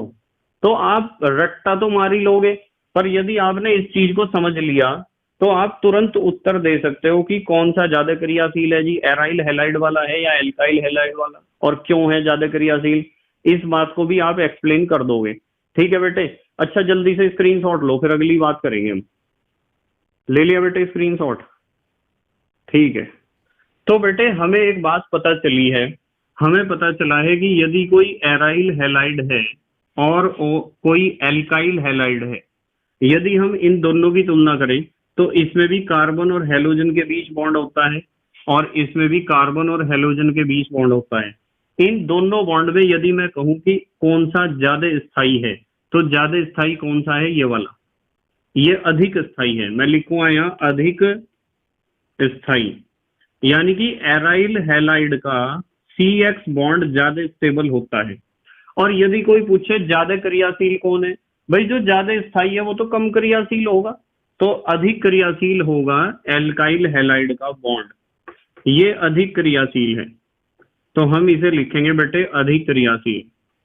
बताओ ये बात तो मैंने आपको समझा दी, और उसका कारण बताया मैंने। एक क्या बताया कि ये जो कार्बन है, ये जो कार्बन है, इस कार्बन के ऊपर संकरण कौन सा है। इस कार्बन के ऊपर संकरण की यदि बात करें तो यहाँ था sp2 संकरण, और यहाँ था sp3 संकरण। sp2 संकरण में s करेक्टर आ रहा था कितना, 33.3%, और यहाँ s करेक्टर कितना आ रहा था, 25%। तो जिसमें s करेक्टर ज्यादा है, या जो ज्यादा अच्छा संकरण दिखा रहा है, sp2 संकरण में ज्यादा s करेक्टर आता है ना, जिसमें संकरण में s करेक्टर ज्यादा आता है वो बॉन्ड ज्यादा स्थायी होगा, यदि वो कार्बन का और हेलोजन के बीच का बॉन्ड है तो। हर जगह नहीं ये बात एप्लीकेबल है, वो इस बॉन्ड की बात है, कार्बन वाले बॉन्ड की। ठीक है, तो मैं आपको एक बात बताना चाहता हूं कि केवल आप संकरण के आधार पर ही नहीं बता सकते हो, इसके अलावा भी बहुत सारे कारण हैं कि ये वाला जो एराइल हैलाइड का कार्बन और हेलोजन वाला बॉन्ड है वो ज्यादा स्थायी और कम क्रियाशील क्यों है। बोर्ड पे देखो मैंने एक हेडिंग लिखी है, क्या हेडिंग लिखी है, नंबर बी, यानी मैं दूसरा कारण आपको बताने जा रहा हूं कि एराइल हैलाइड का कार्बन और हेलोजन के बीच का बॉन्ड जो है वो ज्यादा स्थायी क्यों है या फिर कम क्रियाशील क्यों है। दूसरा कारण है बेटे अनुनाद स्थायित्व। क्या है? अनुनाद स्थायित्व। अनुनाद तो आपको पता है किसे कहते हैं, 11th में पढ़ा है आपने अनुनाद। अनुनाद का एक स्पेशल करेक्टर होता है कि जो पाई बॉन्ड होता है वो बार बार अपनी जगह बदलता है और नई नई संरचनाएं हमें प्राप्त होती हैं। उन सभी संरचनाओं को हम कहते हैं अनुनादी संरचनाएं, और उनमें से किसी भी संरचना के द्वारा यौगिक के सारे गुणों का एक्सप्लेनेशन हम नहीं कर सकते हैं, पर उन सारी अनुनादी संरचनाओं से जो एक दूसरे में लगातार बदलती रहती हैं, उन संरचनाओं से मिला के, उन्हें संरचनाओं को मिला के एक स्पेशल संरचना बनाई जाती है जिसे कहते हैं अनुनादी संकर या रेजोनेंस हाइब्रिड। और रेजोनेंस हाइब्रिड या अनुनादी संकर से यौगिक के सभी गुणों को आप स्पष्ट रूप से व्याख्यान उनका कर सकते हो, सभी गुणों का।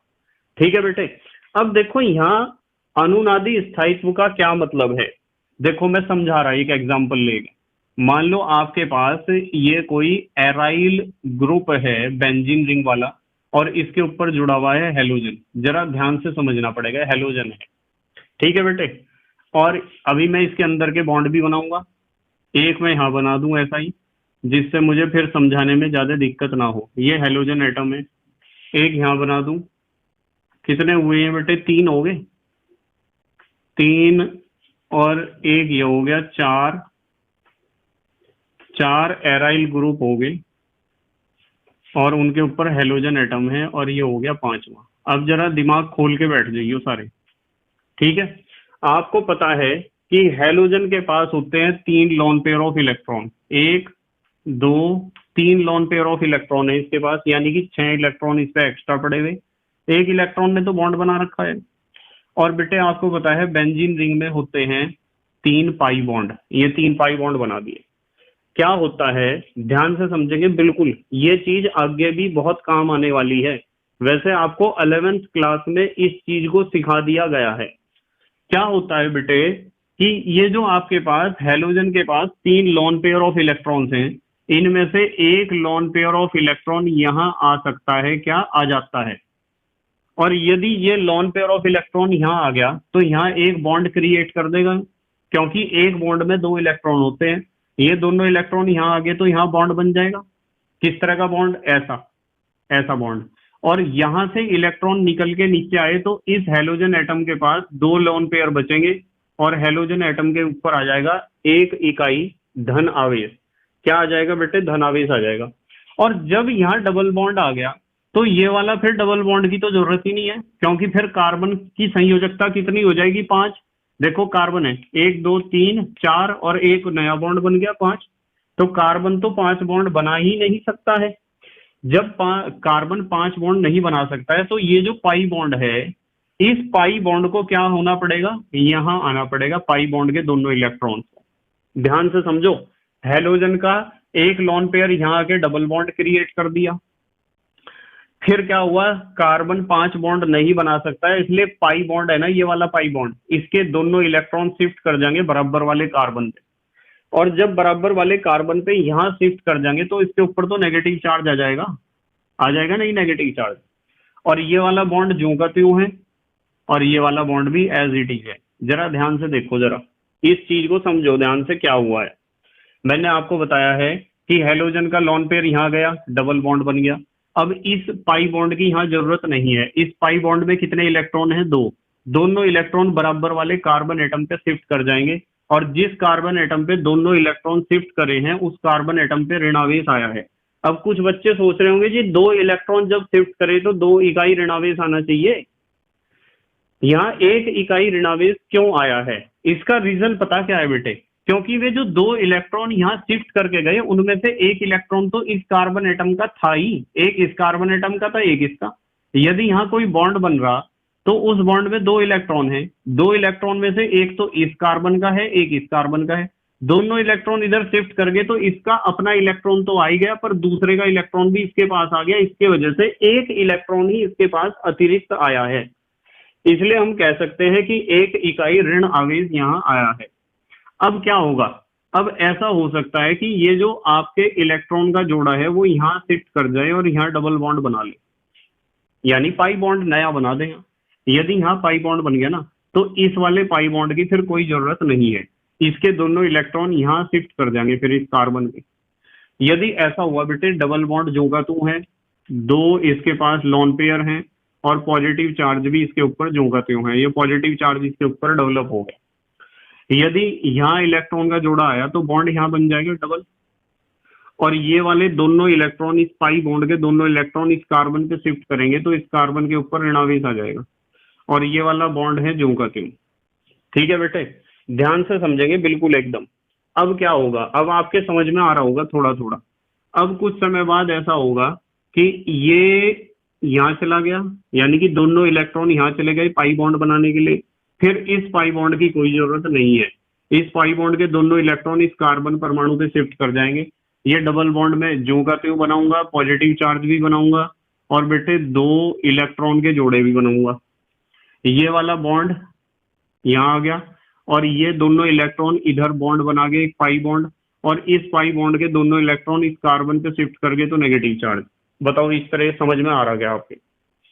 अब क्या होगा, अब ऐसा होगा कि ये जो इलेक्ट्रॉन का जोड़ा है नेगेटिव चार्ज, ये यहाँ शिफ्ट करेगा।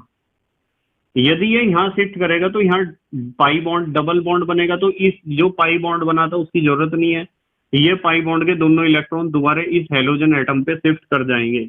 मैं तीर का निशान इधर को भी लगा देता पर फिर ज्यादा भीड़ हो जाती, यहाँ समझ में ना आता, इसलिए पाई बॉन्ड के दोनों इलेक्ट्रॉन इधर शिफ्ट कर दिए हमने, और इधर शिफ्ट कर दिए तो पाई बॉन्ड के देखो ये बॉन्ड ज्यों का त्यों है, ये बॉन्ड ज्यों का त्यों है, और ये नया बॉन्ड बना है। ठीक है, और यहां से जो पाई बॉन्ड था शिफ्ट हो गया तो ऊपर फिर दोबारा से कितने इलेक्ट्रॉन हो गए, 6 इलेक्ट्रॉन एक्स्ट्रा दोबारा फिर हमने बना दिए। ठीक है बेटे, तो हमारे पास जो है हमें इस बात का पता होना चाहिए कि ये दोनों संरचनाएं एक दूसरे में बदलती रहती हैं। ये जो संरचनाएं यहाँ सारी बनाई हैं, इन संरचनाओं को हम कहते हैं अनुनादी संरचनाएं। क्या कहते हैं बेटे, अनुनादी संरचनाएं या रेजोनेटिंग स्ट्रक्चर्स। तो जब आप इस अनुनाद को देख रहे हो, बेंजीन रिंग में इस तरह का अनुनाद होता है, तो इस अनुनाद से एक निष्कर्ष निकला है बेटे। क्या निष्कर्ष निकला है, देखो मैं बताता हूं। इससे निष्कर्ष निकला है कि जब आप हेलोजन और कार्बन का बॉन्ड देखते हो ना, तो अनुनादी संरचनाएं हमने क्या बनाई, 1 2 3 4 मान लो 5 बना दी हमने संरचनाएं, ऐसा मान लो आप 5 ही तो चित्र आपको नजर आ रहे हैं बने हुए। तो इन 5 अनुनादी संरचनाओं को जरा ध्यान से देखो और मुझे यूं बताओ कि हेलोजन और कार्बन के बीच कितनी जगह डबल बॉन्ड है। 1 2 3, भाई 5 में से 3 स्ट्रक्चर में तो हेलोजन और कार्बन के बीच बेटे डबल बॉन्ड है, तो मैं इसे आंशिक द्विबंध या पार्शियल डबल बॉन्ड बोल सकता हूं। जब हम AR-X की बात करते हैं ना, एराइल हैलाइड की, और उसमें बात करते हैं कार्बन और हेलोजन के बीच के बॉन्ड की, तो आप उस कार्बन और हेलोजन के बीच के बॉन्ड को इस तरीके से दिखा सकते हो, यानी कि ये पार्शियल क्या है, पार्शियल क्या है, डबल बॉन्ड, यह आंशिक द्विबंध है। और यदि ये डबल बॉन्ड है तो यार ज्यादा मजबूत होगा यो, यदि डबल बॉन्ड है तो ज्यादा मजबूत नहीं होगा क्या, और यदि डबल बॉन्ड है ज्यादा मजबूत है तो कम क्रियाशील नहीं होगा क्या, ज्यादा मजबूत है तो टूटने को तैयार ही नहीं है। भाई सिंगल बॉन्ड तो जल्दी टूट जाता है पर डबल बॉन्ड तो नहीं टूटता है जल्दी। तो ये यदि आंशिक द्विबंध है, पार्शियल डबल बॉन्ड है, तो इसका मतलब स्ट्रांग है, और स्ट्रांग है तो मुश्किल से टूटेगा, और मुश्किल से टूटेगा तो मैं कहूंगा कम क्रियाशील होगा। तो वो तो एक कारण था संकरण का कि sp2 संकरण है, इस वजह से भी एराइल हैलाइड का कार्बन और हेलोजन का बीच का बॉन्ड जरा मजबूत है, कम क्रियाशील है। पर क्या ये दूसरा कारण भी आपके समझ में आया है कि एराइल हैलाइड में AR-X में कार्बन और हेलोजन के जो बीच का बॉन्ड होता है वो कम क्रियाशील इसलिए होता है कि जब अनुनादी संरचनाओं का हम अध्ययन करते हैं तो हमें पता चलता है कि कार्बन और हेलोजन के बीच बनने वाला जो बॉन्ड है वो आंशिक द्विबंध है, पार्शियल डबल बॉन्ड है, तो उसमें स्ट्रांगनेस ज्यादा है, इसलिए रिएक्टिविटी उसकी क्या होगी, कम। तो मैं यहां निष्कर्ष लिख दूं, जरा यहां लिखूं निष्कर्ष, सी एक्स बॉन्ड यानी कि कार्बन और हेलोजन का बॉन्ड, इस केस में एराइल हैलाइड की बात कर रहे हैं बेटे, आंशिक आंशिक लिख दो या पार्शियल लिख दो, आंशिक डबल बॉन्ड ही तो है। आंशिक डबल बॉन्ड को हिंदी में क्या कहते हैं, द्विबंध। तो सी एक्स बॉन्ड आंशिक डबल बॉन्ड के समान होता है, यानी कि पार्शियल डबल बॉन्ड की तरह बिहेव कर रहा है, देखो डबल डबल डबल, ठीक है। तो इससे क्या होगा, मैं लिख सकता हूं, इसलिए अधिक, भाई जब डबल बॉन्ड है तो बेटे अधिक मजबूत होगा, नहीं चलो मजबूत नहीं कहते तो आप स्थायी कह दो, स्टेबल, ठीक है। क्या होगा, अधिक स्थायी होता है, और जो अधिक स्थायी है, कोमा लगा दूंगा, तथा कम क्रियाशील होता है। भाई जो ज्यादा स्थायी है वो कम क्रियाशील है, जैसे हमारे कुछ प्यारे से बच्चे हैं ना, कम क्रियाशील होता है, वे क्या करते हैं, ज्यादा स्थायी हैं। ज्यादा स्थायी का मतलब आराम करने के शौकीन हैं बहुत ज्यादा, हमेशा ऐसा सोचते हैं कि जितना ईश्वर हमें दे देगा उतना दे देगा, जितना ऊपर वाले ने हमारी किस्मत में लिख रखा है उतना हमें मिल जाएगा, और यदि हम बैठे भी रहेंगे तब भी हमें मिल जाएगा जितना हमारी किस्मत में होगा। तो वे ज्यादा स्थायी हैं, वे अपने जीवन से संतुष्ट हैं एकदम। तो ज्यादा स्थायी होगा वो तो कम क्रियाशील होगा ही, वो तो मेहनत करेगा ही नहीं। और जो कम स्थायी है, यानी जिसके बेचैनी बहुत ज्यादा है, परेशान है बहुत ज्यादा, वो यूं चाह रहा कि मैं बहुत कुछ करूंगा लाइफ में अपने, तो वो कम स्थायी है, तो ज्यादा क्रियाशील तो होगा ही बेटे। वो तो पढ़ेगा, दिन रात पढ़ेगा, और तब तक पढ़ेगा जब तक उसका सपना पूरा नहीं होगा, ठीक है। और जिस दिन उसका सपना पूरा हो जाएगा उस दिन वो हो जाएगा स्थायी, कि अब मेरा सपना पूरा हो चुका है, अब मुझे स्थायी रहना है, नॉर्मल लाइफ व्यतीत करनी है, ठीक है बेटे। तो हमने यहाँ पढ़े हैं दो कारण, कि एराइल हैलाइड जो है उसमें आपका कार्बन और हेलोजन का बीच का बॉन्ड है वो कम क्रियाशील क्यों है एल्काइल हैलाइड के मुकाबले। पहला कारण पढ़ा है हमने संकरण, और दूसरा कारण पढ़ा है अनुनाद स्थायित्व। अच्छा एक कारण और बता दूं आपको, एक कारण है सी एक्स आबंध की, आबंध कह दो या बंध कह दो, सी एक्स आबंध की ध्रुवीयता, ठीक है बेटे, सी एक्स आबंध की ध्रुवीयता, इसे सही करके लिखो, सी एक्स आबंध की, ऐसे लिखो बेटे, ध्रुवीयता, पोलैरिटी। देखो वैसे मैंने ये बात आपको समझा दी, पर फिर भी मैं आपको बता देता हूं, एराइल हैलाइड, एराइल हैलाइड में सी बॉन्ड एक्स का कार्बन परमाणु sp2 संकरण, sp2 संकरण दिखाता है। बताओ ये बात सिखाई थी क्या मैंने आपको? भाई एराइल हैलाइड में कार्बन परमाणु कौन सा संकरण दिखाता है, sp2 संकरण दिखाता है, इसलिए अधिक विद्युत ऋणात्मक, अधिक विद्युत ऋणात्मक होता है। क्या होता है, अधिक विद्युत ऋणात्मक होता है, ज्यादा इलेक्ट्रोनेगेटिव होगा, ठीक है बेटे। तो हम लिख सकते हैं अतः कार्बन और हेलोजन वाला जो बॉन्ड है कम ध्रुवीय होने के कारण, कम ध्रुवीय होने के कारण कम ध्रुवीय होने के कारण कम क्रियाशील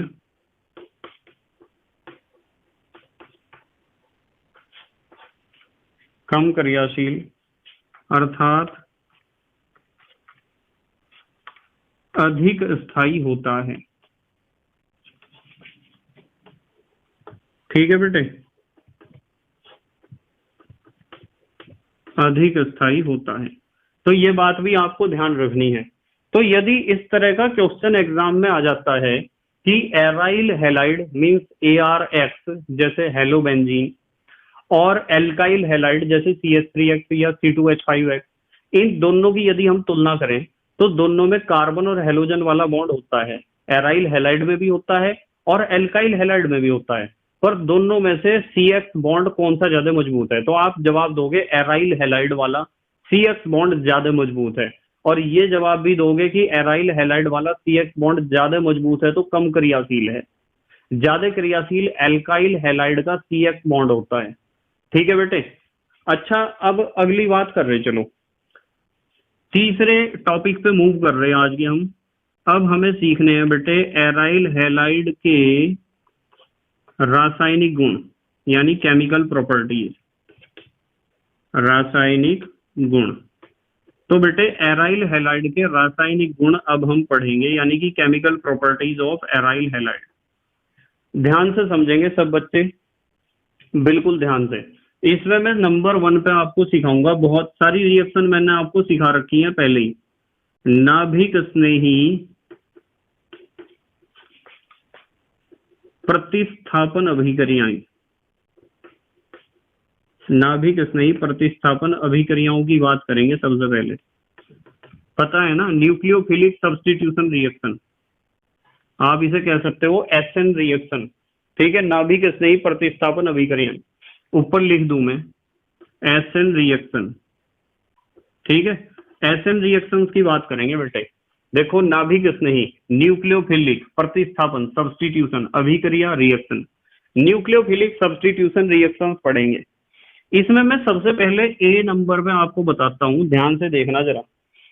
मान लो आपके पास ये एराइल हैलाइड है कोई, जैसे हेलोबेंजीन है। क्या है? हेलोबेंजीन। हेलोबेंजीन के ऊपर जब आप किसी नाभिक स्नेही या न्यूक्लियोफाइल जैसे OH नेगेटिव का अटैक करोगे तो बड़ी सिंपल सी रिएक्शन है। मान लो आपने अटैक कर दिया OH नेगेटिव का, तो यहाँ टेम्परेचर आप लोगे, थोड़ा सा याद रख सकते हो तो रख लेना, 570 केल्विन, नहीं तो डेल्टा लिख देना चाहिए। इतने सारे टेम्परेचर याद नहीं रह पाते हैं बच्चों के। इस प्रोसेस को हम कहते हैं डाउ प्रोसेस या डाउ प्रक्रम। डाउ प्रक्रम के नाम से पेपर में क्वेश्चन आता है। मैं बार बार कहता हूं, जहां भी किसी वैज्ञानिक का नाम आता हो तो आपको समझ जाना चाहिए कि क्वेश्चन इंपॉर्टेंट है। तो आपके पास कोई सा भी हेलो एरीन है, जैसे ये क्या है, बेंजाइल हैलाइड या फिनाइल हैलाइड, आप इसे कह सकते हो। फिनाइल हैलाइड कहना चाहिए, बेंजाइल हैलाइड तो सही नहीं है। तो ये हेलो एरीन है, हेलो एरीन है, और इसके ऊपर आप न्यूक्लियोफाइल, ये क्या है, OH नेगेटिव क्या है, न्यूक्लियोफाइल है, आपको पता है क्या है, न्यूक्लियोफाइल का अटैक करोगे तो पक्की बात है OH इसे हेलोजन को धक्का दे देगा यहाँ से, और जब OH हेलोजन को धक्का दे देगा तो मेन प्रोडक्ट ये आएगा हमारे पास, ये बेंजीन रिंग के ऊपर OH जुड़ा हुआ आएगा, और बेचारा ये जो हेलोजन है ये हो जाएगा बेघर। ये क्या हो गया? बेघर हो गया, इसे बाहर निकाल दिया इसने। ठीक है, ये क्या था? ये था एराइल हैलाइड कह दो या हेलो एरीन, ये तो हेलो एरीन था। और ये पता है ना, बेंजीन रिंग के ऊपर जब OH होता है तो इसे कहते हैं फिनॉल। क्या कहते हैं? फिनॉल। तो ये फिनॉल बनाए बेटे, क्या बनाए? फिनॉल। अच्छा, जल्दी से स्क्रीनशॉट लो आप। ले लिया बेटे स्क्रीनशॉट? ठीक है। देखो बेटे, एक रिएक्शन और देखो ध्यान से जरा। ये हमारे पास मान लो हेलो एरीन है, बेंजीन रिंग बनाया और बेंजीन रिंग के ऊपर जोड़ दिया हेलोजन, हेलो एरीन है। यदि आप इसके ऊपर रिएक्शन करोगे साइनाइड की, ये भी तो न्यूक्लियोफाइल है, आपको पता है ना, साइनाइड भी क्या है? न्यूक्लियोफाइल, नाभिक स्नेही है। ठीक है बेटे, इसमें एक बात ध्यान रखनी है आपको। बात ये ध्यान रखनी है कि ये रिएक्शन CuCN की उपस्थिति में होता है, कॉपर के साइनाइड की उपस्थिति में। और टेम्परेचर यदि याद रख सकते हो तो 470 केल्विन की इसमें जरूरत पड़ती है। तो आपको पता ही है CN बाहर चला जाएगा और X नेगेटिव निकल जाएगा बाहर, ये बेंजीन रिंग, और बेंजीन रिंग पे क्या जुड़ जाएगा जाके, साइनाइड, और X नेगेटिव निकल जाएगा बाहर। तो ये जो बेंजीन रिंग पे साइनाइड जुड़ा है, इसका नाम बता सकते हो आप क्या है? क्या नाम होगा बेटे? यहाँ लिख दूं नाम इसका? चलो X नेगेटिव बाद में लिखूंगा। इसका नाम होगा बेटे साइनोबेंजीन। क्या नाम होगा? CYANO, cyano benzene. और ये लिख दिया मैंने बाद में X नेगेटिव, इसका नाम लिखा है साइनोबेंजीन। आप तो नीचे लिख लेना इसका नाम, साइनोबेंजीन। अच्छा, एक रिएक्शन और देखो, न्यूक्लियोफिलिक सब्स्टिट्यूशन रिएक्शन। नाभिक स्नेही प्रतिस्थापन उन अभिक्रियाओं को कहते हैं जिनमें कोई नाभिक स्नेही अटैक करता है और हैलोजन को हटा देता है। जैसे मैं आपको कहूं कि यहाँ हम रिएक्शन करेंगे, देखो किसका रिएक्शन कर रहा हूं, देख रहे आप? हम यहाँ रिएक्शन कर रहे अमोनिया का। अमोनिया को ऐसे लिखेंगे हम, देखो HNH2, और जलीय विलयन है अमोनिया का। क्या है? जलीय विलयन। तो यदि अमोनिया का आप जलीय विलयन का रिएक्शन करोगे और किसकी उपस्थिति में, Cu2O, कॉपर के ऑक्साइड की उपस्थिति में, तो सीधी बात है कि ये जो NH2 ग्रुप है, नेगेटिव पॉजिटिव, ये NH2 ग्रुप यहाँ जुड़ जाएगा ऊपर आके, ये यहाँ बेंजीन रिंग के ऊपर जुड़ जाएगा। कौन जुड़ेगा बेटे? NH2। आपको पता है ना इसका नाम क्या होता है? एनिलीन होता है इसका नाम। इंक है, इंक जिससे आप लिख रहे हो इस समय। और एनिलीन के साथ CuX, ये Cu और हेलोजन एटम आपस में जुड़ के CuX बना लेते हैं और साथ में H2O भी बनता है। इस तरह का रिएक्शन आप लिख के आ सकते हो। एक बात मैं आपको बताता हूं कि यदि आपको साइड प्रोडक्ट लिखने में कोई प्रॉब्लम होती है, सह उत्पाद लिखने में कोई प्रॉब्लम होती है, तो आप एक बात का हमेशा ध्यान रखो, जो मेन प्रोडक्ट है वो सही बनना चाहिए। इन्हें लिखो या ना लिखो कोई फर्क नहीं पड़ता है इनसे, आप मेन प्रोडक्ट को जरूर लिखो कि इसने इसके साथ रिएक्शन करी तो क्या बना। आपको पता है ना ये क्या है? ये NH3 है बेटे। क्या है? NH3 means ammonia. ये अमोनिया है, ध्यान रखेंगे तब बच्चे, अमोनिया है। अब देखो आप नंबर D, एक और बता दूं आपको, न्यूक्लियोफिलिक सब्स्टिट्यूशन रिएक्शन बहुत आसान सी है। ये बेंजीन रिंग है और बेंजीन रिंग के ऊपर हेलोजन है, तो हेलो बेंजीन हो गया। और इसका रिएक्शन हमें सीधा मैं बता रहा हूँ NH2 नेगेटिव से करना है। और यहाँ लिख दिया मैंने द्रव अमोनिया। लिक्विड अमोनिया से जब आप रिएक्शन करते हो तब भी वो इसी तरीके से रिएक्शन करता है, NH2 नेगेटिव यहाँ जुड़ जाएगा और X नेगेटिव निकल जाएगा बाहर। तो प्रोडक्ट बनेगा बेंजीन रिंग, और बेंजीन रिंग के ऊपर जुड़ गया NH2, ये बन गया एनिलीन। क्या बना बेटे? एनिलीन इंक बना, और X नेगेटिव हो गया बेघर। ठीक है, इस तरीके के ये न्यूक्लियोफिलिक सब्स्टिट्यूशन रिएक्शन है। चलो अच्छा, एक हेडिंग लिख रहा नोट में, बहुत बढ़िया बात बताऊंगा, एग्जाम में क्वेश्चन पूछे जाते हैं बार बार इस नोट में से। मैं बार बार आपको कहता हूं कि जहां भी मैं नोट लिखता हूं तो आपको समझ जाना चाहिए कि ये इंपॉर्टेंट क्वेश्चन है। जहां भी नोट या ब्लॉक, राइट साइड में मैं ब्लॉक बनाता हूं, देखो इस रिएक्शन को मैंने पहले भी आपको सिखाया है और आज भी मैं आपको सिखा रहा हूं।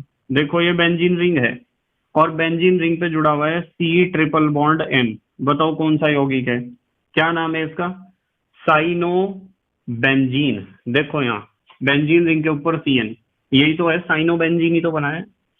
यदि हम साइनोबेंजीन का आंशिक जल अपघटन करते हैं तो क्या होता है? मैं लिख रहा हूं ऊपर, आंशिक जल अपघटन। यदि हम साइनोबेंजीन का आंशिक जल अपघटन करते हैं तो क्या होता है? कंसंट्रेट HCl और H2O से हम कर रहे हैं, ठीक है, HCl का जलीय विलयन है। तो मैंने आपको सिखा रखा है आंशिक जल अपघटन में क्या होता है, ये H2O रिएक्शन में पार्टिसिपेट करता है। दो बॉन्ड टूट जाएंगे, ध्यान से देखियो। ऑक्सीजन इधर जुड़ता है और हाइड्रोजन दोनों जुड़ते हैं इधर, ठीक है। ऑक्सीजन इधर जुड़ता है और दोनों हाइड्रोजन इधर जुड़ते हैं। मैंने इसका कारण भी बता रखा है कि क्यों ऐसा होता है। पिछले वीडियोस में मैंने इस चीज को बहुत एक्सप्लेन कर रखा है। देखो बेटे, बताओ क्या बना है भाई। तीन बॉन्ड में से दो ही तो टूटे, दो ही तो पाई बॉन्ड थे। ये तो आ गया आपका बेंजीन रिंग, ये तो बेंजीन रिंग जो का तुम है लो। इसके ऊपर ये क्या बना, CO, सिंगल बॉन्ड तो बचा ही है। यहाँ क्या बना बेटे, NH2। तो बेंजीन रिंग के ऊपर CONH2 जुड़ा है, ठीक है। तो आप इसका नाम बता सकते हो क्या है। इसका नाम है बेटे, कहाँ लिखूं, यहां लिख दूं इसका नाम, बेंजामाइड, ठीक है। एमाइड तो ग्रुप होता है, CONH2 कौन सा ग्रुप होता है, एमाइड। तो इसका नाम है बेटे बेंजामाइड या बेंजेमाइड भी आप कह सकते हो। अब ये जो आपका बेंजेमाइड है ना, यहां बना दूं इसे बेंजेमाइड को, ये है बेंजीन का एमाइड है ना, ये बना दिया CONH2, ये बेंजीन का एमाइड है। यदि इसके ऊपर आप रिएक्शन कराओ डाइल्यूट HCl और H2O का, यानी कि जल का विलयन है, HCl का जलीय विलयन है, तो इसका बेटे पूर्ण जल अपघटन हो जाता है, पूर्ण जल अपघटन। देखो एक बात बताऊंगा, ध्यान से समझिए जरा, पहले इसे रिएक्शन को समझ लो। यहां से बॉन्ड टूटेगा, ये कैसे होगा, इधर H और इधर OH, ये क्या बना, बेंजीन रिंग के ऊपर COOH, सीधा बना दूं बेंजीन रिंग को, और इसके ऊपर आ गया COOH। बताओ कौन है ये है बेंजोइक एसिड। क्या है, बेंजोइक एसिड है। और क्या बना, NH2 और H, NH3 बना साथ में, क्या बना, NH3। अब एक बात को सुन लो बहुत ध्यान से, इसे ब्रैकेट में बंद कर लेना आप। एक बात को ध्यान से सुनो, यदि आपके पास साइनोबेंजीन का आंशिक जल अपघटन करने के लिए आता है तो ये प्रोडक्ट देना है। यदि साइनोबेंजीन का पूर्ण जल अपघटन करने के लिए आता है तो इस और इस दोनों रिएक्शन को लिखना है। आपको यदि कहा पूर्ण जल अपघटन तो दोनों रिएक्शन लिख के आने हैं पेपर में, और यदि कहा आंशिक जल अपघटन तो केवल ऊपर वाला रिएक्शन लिखना है। और वो आंशिक जल अपघटन और पूर्ण जल अपघटन की तरह भी रिएक्शन को नहीं पूछेगा। कभी कभी वो यूं कहेगा कि आपके पास साइनोबेंजीन है, कंसंट्रेट HCl और H2O के साथ उसे ट्रीट कर दो तो ये प्रोडक्ट बनाना। फिर कहेगा कि आपके पास साइनोबेंजीन है, डाइल्यूट HCl और H2O के साथ ट्रीट कर दो, तो दोनों स्टेप देने हैं आपको, दोनों स्टेप देने हैं। यदि वो कह रहा है कि इसे डाइल्यूट HCl और H2O के साथ इसका रिएक्शन करा दो, तो आपको दोनों स्टेप देने हैं, ध्यान रखना है। दोनों स्टेप बारी बारी से होते हैं। यदि आप कंसंट्रेट HCl H2O का यूज करोगे तो ये वाला रिएक्शन होगा, और यदि डाइल्यूट HCl H2O का यूज करोगे तो दोनों स्टेप आप दे के आओ वहां, ठीक है। भले ही दोनों जगह डाइल्यूट HCl H2O लिख दो या फिर सिंगल स्टेप में ही दे दो, इसे लिखो, उसके बाद तीर के ऊपर डाइल्यूट HCl H2O पूर्ण जल अपघटन सीधा ये बना दो आप।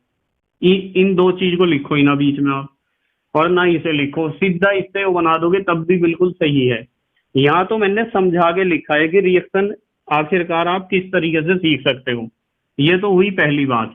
अच्छा, यहाँ मैं पॉइंट बना दूं इनके, देखो बेटे ध्यान से देखिए, ये हमारे पास साइनोबेंजीन है, ये मैंने बनाया साइनोबेंजीन, और साइनोबेंजीन पे मान लो उन्होंने कहा कि 4H का रिएक्शन कराना है, यानी नवजात हाइड्रोजन का, और वो कहां से आई, लिथियम एल्यूमिनियम हाइड्राइड या कोई भी अपचायक आप ले सकते हो।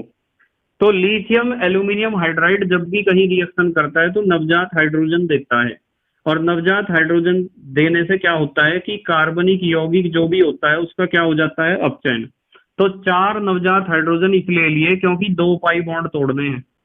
कितने H हैं, 4, 2H तो इधर जुड़ेंगे, 2H इधर जुड़ेंगे, बताओ क्या बनेगा, बेंजीन रिंग। बेंजीन रिंग के ऊपर यहाँ क्या जुड़ेगा, CH2, और यहाँ क्या जुड़ेगा, NH2। तो इसका मतलब यहाँ CH2 और NH2 जुड़ा है। ठीक है, इसे आप क्या कह सकते हो, इसे तो मैंने सिखा रखा है आपको, बेंजाइल ग्रुप होता है, बेंजाइल एमीन। यहां लिख रहा मैं नाम इसका, बेंजाइल एमीन। क्या नाम है बेटे, बेंजाइल एमीन बना है। ठीक है बेटे। अच्छा, इसे आप एमिनो फिनाइल मीथेन भी कह सकते हो, कभी किसी बुक में लिखा हुआ मिल जाए आपको, amino phenyl methane, amino phenyl methane, एक कार्बन वाला एल्केन मीथेन। वैसे बेंजाइल एमीन ज्यादा अच्छा नाम है इसका। ठीक है बेटे। अच्छा चलो जल्दी से आप स्क्रीनशॉट लो, फिर बताऊंगा अगली रिएक्शन। ले लिया बेटे स्क्रीनशॉट? ठीक है। तो बेटे नंबर 8 पे तो हमने पढ़ी है नाभिक स्नेही प्रतिस्थापन अभिक्रियाएं, न्यूक्लियोफिलिक सब्स्टिट्यूशन रिएक्शन। उसमें हमने कई रिएक्शंस पढ़ ली हैं। नंबर 2 पे हमें पढ़नी है बेंजीन नाभिक की इलेक्ट्रॉन स्नेही प्रतिस्थापन अभिक्रियाएं या SE reaction, electrophilic substitution reaction. तो न्यूक्लियोफिलिक तो हमने पढ़ ली, अब हम इलेक्ट्रोफिलिक पढ़ेंगे और बेंजीन के रिंग पे जोन जोन सी रिएक्शन होती है उन्हें पढ़ेंगे। यहाँ बेंजीन नाभिक का मतलब बेंजीन का रिंग, बेंजीन के रिंग पर कौन कौन सा रिएक्शन होता है। अब यहाँ सबसे बड़ा सवाल तो ये खड़ा हो रहा कि बेंजीन के रिंग पे रिएक्शन कहाँ कहाँ होगा। मतलब यदि ये बेंजीन रिंग है और इस बेंजीन रिंग के ऊपर कोई हेलोजन जुड़ा हुआ है, जैसे Cl जोड़ दूं या X लिख दूं, तो इस पोजीशन को हम कहते हैं ऑर्थो। क्या कहते हैं? ऑर्थो। इस पोजीशन को कहते हैं मेटा, इस पोजीशन को हम कहते हैं पैरा। तो रिएक्शन ऑर्थो मेटा पैरा में से कहाँ होगी और कहाँ नहीं होगी यदि हेलोजन एटम प्रेजेंट है टॉप पे बेंजीन रिंग के।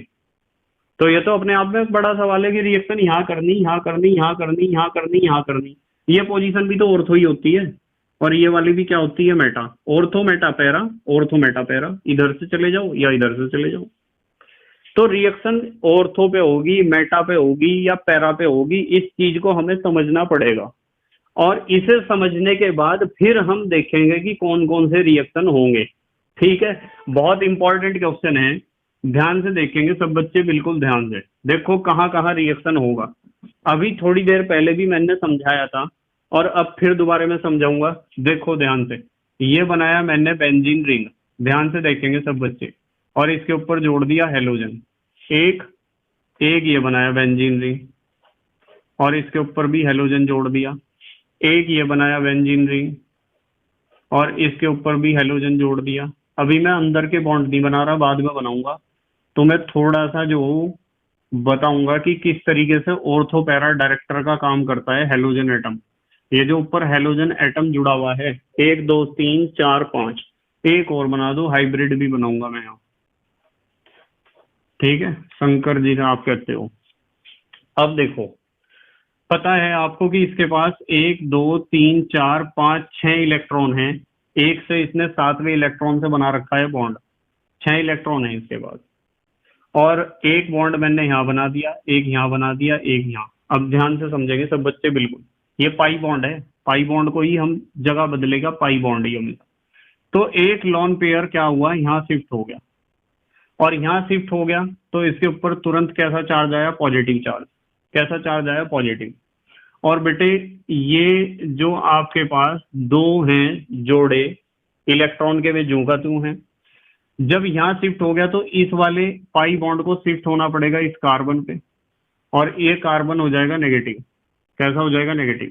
ये बॉन्ड ज्यों का त्यों है और ये वाला बॉन्ड भी ज्यों का त्यों है। देखो दो शिफ्टिंग दिखाई, पहली और दूसरी। ठीक है, यहाँ भी मैं दो शिफ्टिंग दिखाऊंगा। ये दोनों इलेक्ट्रॉन यहाँ जाके पाई बॉन्ड बनाएंगे और पाई बॉन्ड के दोनों इलेक्ट्रॉन यहाँ आ जाएंगे। तो क्या होगा? ये बॉन्ड ज्यों का त्यों है, इसके ऊपर पॉजिटिव चार्ज ज्यों का त्यों है और दो जोड़े इलेक्ट्रॉन के ज्यों के त्यों हैं, और यहाँ डबल बॉन्ड बन गया ना। देखो ये बॉन्ड, दोनों इलेक्ट्रॉन यहाँ आके डबल बॉन्ड क्रिएट कर देंगे, ये डबल बॉन्ड भी ज्यों का त्यों है। अब क्या होगा? ये दोनों इलेक्ट्रॉन यहाँ आए तो ये डबल बॉन्ड बन गया, और ये पाई बॉन्ड के दोनों इलेक्ट्रॉन इस कार्बन पे गए तो कार्बन हो गया नेगेटिव। अब क्या होगा? अब ये वाला कार्बन के दोनों इलेक्ट्रॉन यहाँ जाके बॉन्ड, और इस पाई बॉन्ड के दोनों इलेक्ट्रॉन यहाँ चले जाएंगे। तो सबसे पहले पॉजिटिव चार्ज बनाऊं और यहाँ 4 इलेक्ट्रॉन बनाऊं, डबल बॉन्ड बनाऊं, ये वाला बॉन्ड और ये वाला बॉन्ड नया बना है और इस बॉन्ड के दोनों इलेक्ट्रॉन यहाँ शिफ्ट कर गए। अब क्या होगा? अब ऐसा होगा कि ये दोनों इलेक्ट्रॉन यहाँ बॉन्ड बनाएंगे और ये पाई बॉन्ड शिफ्ट हो जाएगा फिर दोबारा से वहां। तो ये हो जाएंगे इसके पास 1 2 3 4 5 6 इलेक्ट्रॉन और सिंगल बॉन्ड बचेगा क्योंकि ये बॉन्ड ऊपर चला गया, यहाँ बॉन्ड नया बना और ये 2 बॉन्ड पुराने हैं। तो इस तरह का स्ट्रक्चर आपको मिलेगा। तो ये सारी क्या है बेटे? अनुनादी संरचनाएं हैं। कैसी संरचनाएं हैं? अनुनादी संरचनाएं। ये एक दूसरे में बदलती रहती है। अब वो जो छठे नंबर पे मैंने स्ट्रक्चर बनाया है वो पता किस लिए बनाया है? वो इसलिए बनाया है कि वो जो छठे नंबर पे मैं स्ट्रक्चर बनाऊंगा वो इन सब का मिला जुला रूप होगा, यानी कि रेजोनेटिंग हाइब्रिड होगा। अनुनादी संकर ऐसा होगा कि बॉन्ड तो बीच में घूम रहे, क्या हो रहे? बीच में घूम रहे बॉन्ड। और बॉन्ड बीच में घूमने के साथ साथ एक चीज ये ध्यान रखनी है आपको, जो समझने वाली बात है, ध्यान से समझेंगे। यूं बताओ बेटे, यहाँ नेगेटिव चार्ज आया, यहाँ आया नेगेटिव चार्ज, ये दिखा दिया नेगेटिव, ठीक है? नेगेटिव चार्ज यहाँ आया ना। या फिर आप इसे जब पूरा मिक्सचर दिखा रहे हो तो एक काम करो, आंशिक ऋणावेश बोल दो, डेल नेगेटिव। इसमें यहाँ आया था, इसमें यहाँ आया, तो ये आया डेल नेगेटिव। फिर कहाँ आया? यहाँ डेल नेगेटिव। तो हमें एक बात का पता चला है, हमें यूं पता चला है कि जो हमारा रेजोनेटिंग हाइब्रिड है, डबल बॉन्ड भी तो था कई जगह, तो आप इसे डॉटेड करके थोड़ा सा डॉटेड, मतलब एक तो रेगुलर लाइन बना देना, एक डॉटेड बना देना। तो जो हमारा ये अनुनादी संकर है, इससे पता चला है कि ये इन सब का मिला जुला रूप है और इससे ही हम कोई भी आपका एरोमेटिक कंपाउंड है, जैसे हमारे पास है हेलो एरीन, उसके सभी गुणों को एक्सप्लेन कर सकते हैं इससे। इनमें से किसी एक स्ट्रक्चर से हम हेलो एरीन के सभी गुणों को स्पष्ट नहीं कर सकते हैं और रेजोनेटिंग हाइब्रिड यानी अनुनादी संकर से सभी गुणों को स्पष्ट कर सकते हैं। इसमें हमें पता चला है ऑर्थो और पैरा, ऑर्थो और पैरा, यानी कि ये जो हेलोजन एटम है ऊपर रखा हुआ, इस हेलोजन परमाणु ने बेंजीन रिंग के ऑर्थो और पैरा पोजीशन को आवेशित अर्थात एक्टिवेट कर दिया है, सक्रिय कर दिया है। इसलिए हम हेलोजन एटम को कहते हैं ऑर्थो पैरा डायरेक्टर या ऑर्थो पैरा निर्देशक समूह, ऑर्थो पैरा डायरेक्टर है ये। और ये क्या कर रहा कि ऑर्थो और पैरा पोजीशन को एक्टिवेट कर रहा, तो मैं इसे कह सकता हूं ऑर्थो पैरा एक्टिवेटर। तो रिएक्शन कहाँ होती है? जब हेलोजन एटम टॉप पे रखा होता है तो रिएक्शन या तो ऑर्थो पे होती है और या फिर होती है पैरा पे। ध्यान रखोगे, रिएक्शन कहाँ कहाँ होती है? ऑर्थो पे या फिर पैरा पे। इन दो पोजीशन पे रिएक्शन हमें दिखानी है और किसी तीसरी पोजीशन पे रिएक्शन नहीं दिखानी है। एक ऑर्थो पे दिखानी है, एक पैरा पे दिखानी है, सामान्य बात यदि हम करें तो। ठीक है बेटे, तो ये चीज तो आपको पता होनी चाहिए। अब आ जाओ, ये तो 11th में आपको पढ़ाया गया था। अब आ जाओ आप नंबर ए पे, जो आपके इलेक्ट्रोफिलिक सब्स्टिट्यूशन रिएक्शन है या इलेक्ट्रॉन इसमें ही प्रतिस्थापन अभिक्रियाएं हैं, उनका पहला जो रिएक्शन मैं आपको बताऊंगा वो है हैलोजनीकरण। हैलोजनीकरण, हैलोजनीकरण को आप कह सकते हो हैलोजिनेशन। तो सबसे पहले हम हैलोजनीकरण सीखेंगे बेटे, बहुत आसान है क्योंकि मैंने पहले भी आपको इस रिएक्शन को सिखा दिया है कई बार। देखो, ये हमारे पास बेंजीन रिंग है, इसके टॉप पे है Cl, तो क्या बना है? क्लोरोबेंजीन ही तो है। अब तो पता है आपको इसका नाम क्या है, क्लोरोबेंजीन। और आपको पता है ऑर्थो और पैरा पोजीशन इसकी एक्टिवेट होंगी क्योंकि ऊपर टॉप पे रखा हुआ है हेलोजन क्लोरीन। क्लोरीन इसके ऑर्थो और पैरा पोजीशन को एक्टिवेट कर देगा। तो मैंने एक H यहाँ दिखाया, एक H यहाँ है, तो यहाँ भी H, यहाँ भी है और यहाँ भी है, हर जगह CH है। पर मैंने ऑर्थो और पैरा, एक ऑर्थो और एक पैरा पे हाइड्रोजन एटम इसलिए दिखाया है क्योंकि मुझे ऑर्थो और पैरा पोजीशन पे ही रिएक्शन करनी है। कभी तो ऑर्थो पे करनी है, कभी पैरा पे, क्योंकि हेलोजन एटम ऑर्थो और पैरा पोजीशन को एक्टिवेट कर देता है। देखो, ऑर्थो और पैरा को एक्टिवेट कर दिया। यहाँ किसे एक्टिवेट करा? ऑर्थो को। यहाँ किसे एक्टिवेट करा? पैरा को। यहाँ किसे एक्टिवेट करा? ऑर्थो को। ठीक है बेटे, अब देखो यदि आप हेलोजनीकरण कर रहे हैं तो किसी हेलोजन से रिएक्शन कराओगे, जैसे Cl2 से रिएक्शन करा रहे हैं। किससे रिएक्शन करा रहे? Cl2 से। उत्प्रेरक है यहाँ FeCl3।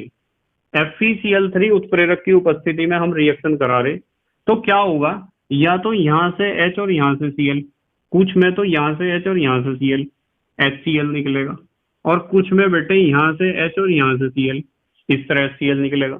तो इसका मतलब कहीं तो यहाँ रिएक्शन होगी और कुछ में यहाँ रिएक्शन होगी, तो दो तरह के प्रोडक्ट बनेंगे।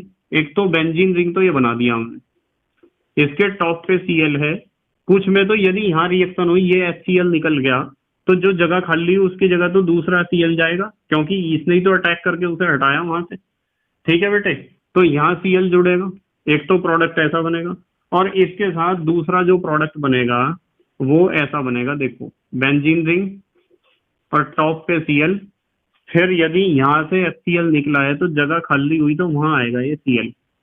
तो दो तरह के प्रोडक्ट का आपको मिक्सचर मिलेगा। क्या मिलेगा बेटे? दो तरह के प्रोडक्ट का मिक्सचर। अब यदि आप इस पर नंबरिंग करो ना, 1,2 डाइक्लोरोबेंजीन है, इसका नाम है 1,2 डाइक्लोरोबेंजीन। और 1,2 नहीं कहते तो ये ऑर्थो पोजीशन ही तो है, आप कह दो ऑर्थो डाइक्लोरोबेंजीन, ये ऑर्थो डाइक्लोरोबेंजीन बना। और यहाँ नंबरिंग करियो जरा, 1, 2, 3 और 4, तो ये तो 1,4 है। क्या नाम है इसका?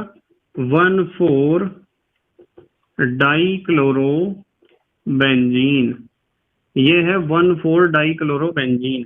या फिर ऑर्थोमेटा पैरा, पैरा डाइक्लोरोबेंजीन। क्या नाम है बेटे? पैरा डाइक्लोरोबेंजीन, आप ये भी कह सकते हो इसे। ठीक है, अच्छा ये तो हो गया आपका कौन सा रिएक्शन हुआ? हेलोजनीकरण। अब नंबर बी पे हम सीखेंगे, नंबर बी, अब हम सीखेंगे बेटे सल्फोनीकरण।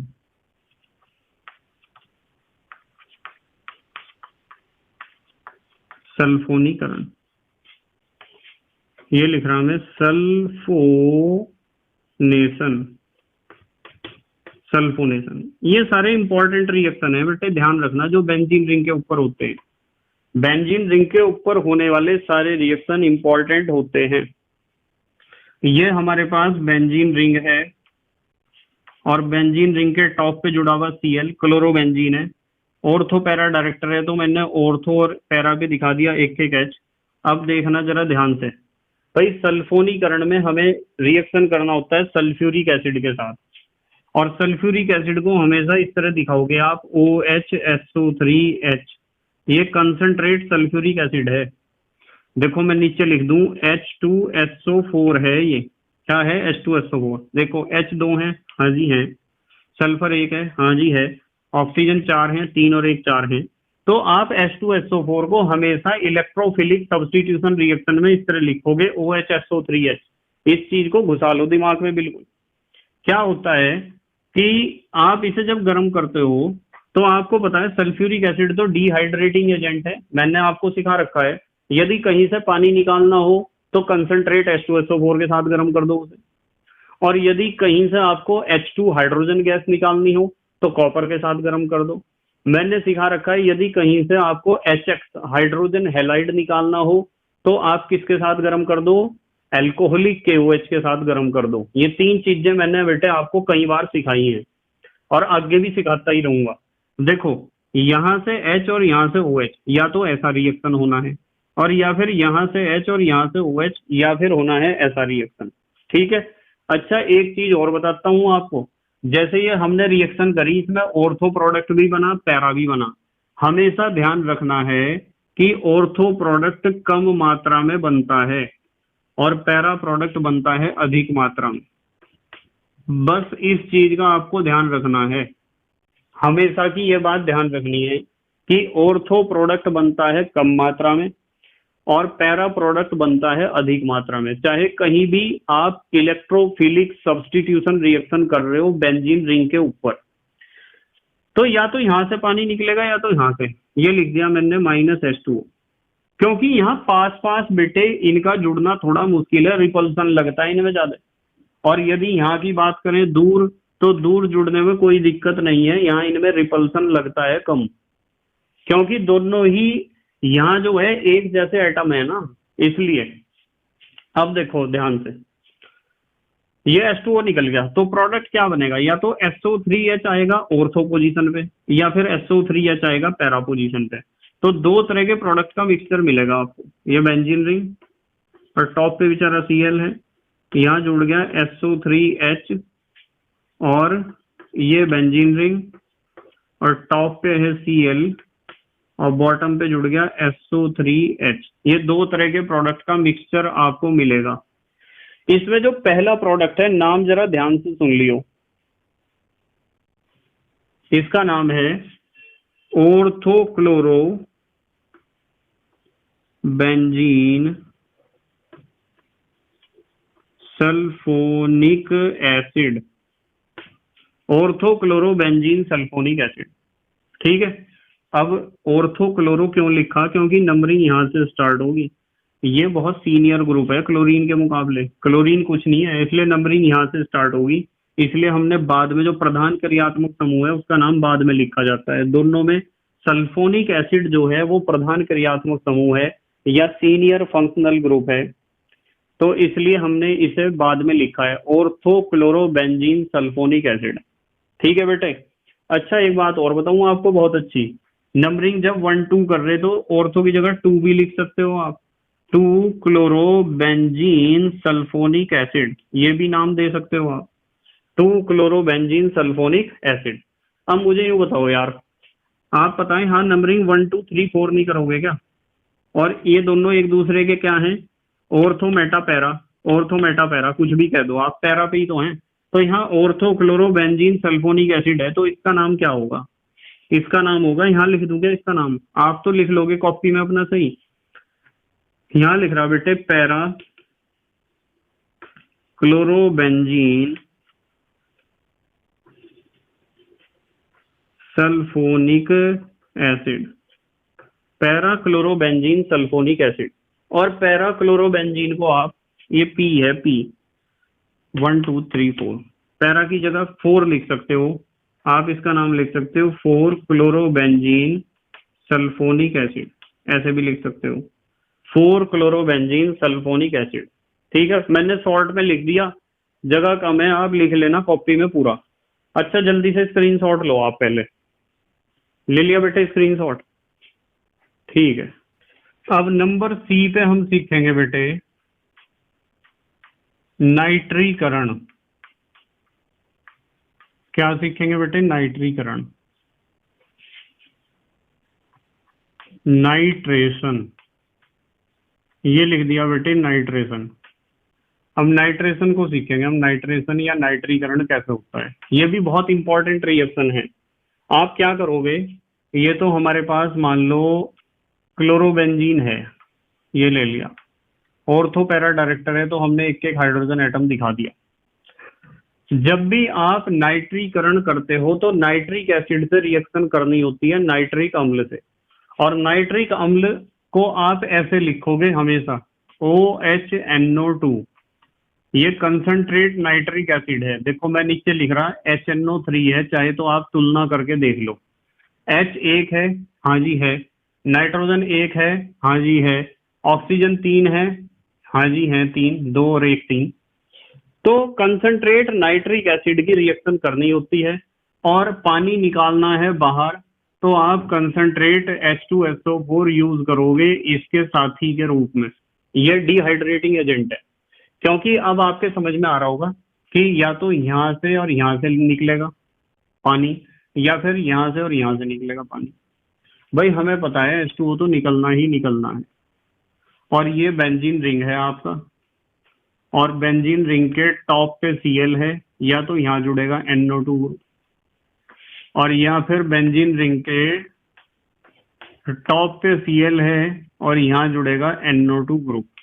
ये दो तरह के प्रोडक्ट का मिक्सचर आपको मिलेगा, ठीक है बेटे। इसका नाम है, देखो सीनियर ग्रुप ये है, इसका नाम है ऑर्थोक्लोरो ऑर्थोक्लोरो नाइट्रोबेंजीन। क्या नाम है बेटे? ऑर्थोक्लोरो नाइट्रोबेंजीन। और इसका नाम क्या हो जाएगा? इसका नाम हो जाएगा पैराक्लोरो, यहाँ हाइफन लगाओ, पैराक्लोरो नाइट्रोबेंजीन। पूरा नाम लिख लेना आप, ऑर्थोक्लोरो नाइट्रोबेंजीन और पैराक्लोरो नाइट्रोबेंजीन। ऑर्थो और पैरा की जगह आप नंबरिंग दे सकते हो, ठीक है, जैसे 2 क्लोरो और 4 क्लोरो हो जाएगा, 2 क्लोरो नाइट्रोबेंजीन, 4 क्लोरो नाइट्रोबेंजीन। तो ये नाइट्रीकरण है। अब आ जाओ आप नंबर डी पे। नंबर डी पे हम सीखेंगे बेटे फ्रीडल क्राफ्ट। ध्यान से देखना, एल्कीलीकरण या एल्काइलीकरण कह सकते हो आप, ठीक है।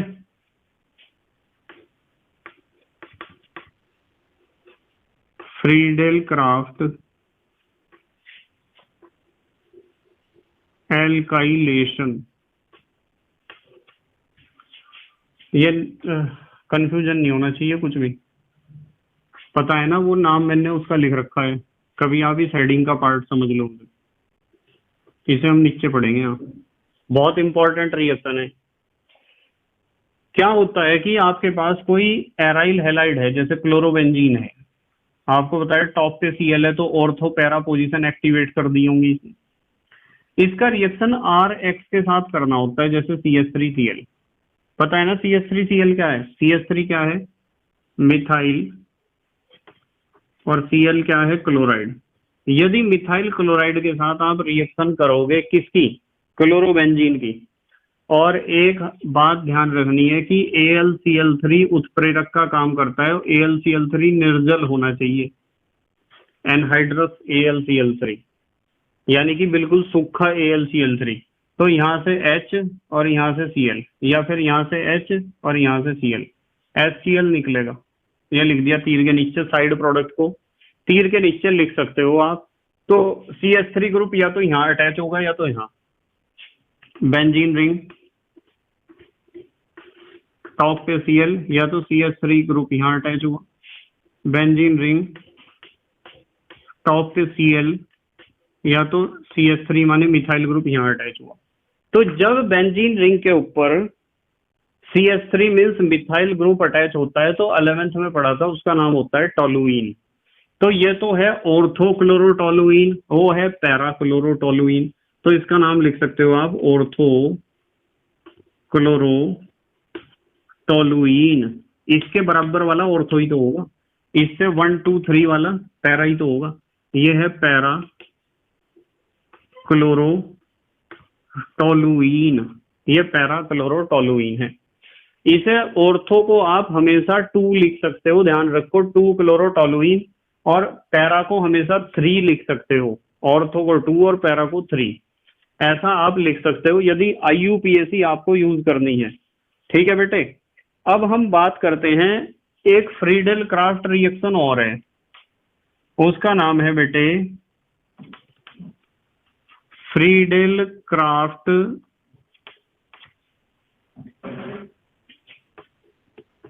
एसाइलेशन। फ्रीडल क्राफ्ट ये तो एल्काइलेशन था, और ये है एसाइलेशन, हिंदी में भी यही नाम है इसका।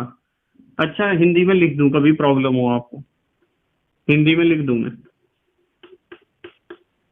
फ्रीडल क्राफ्ट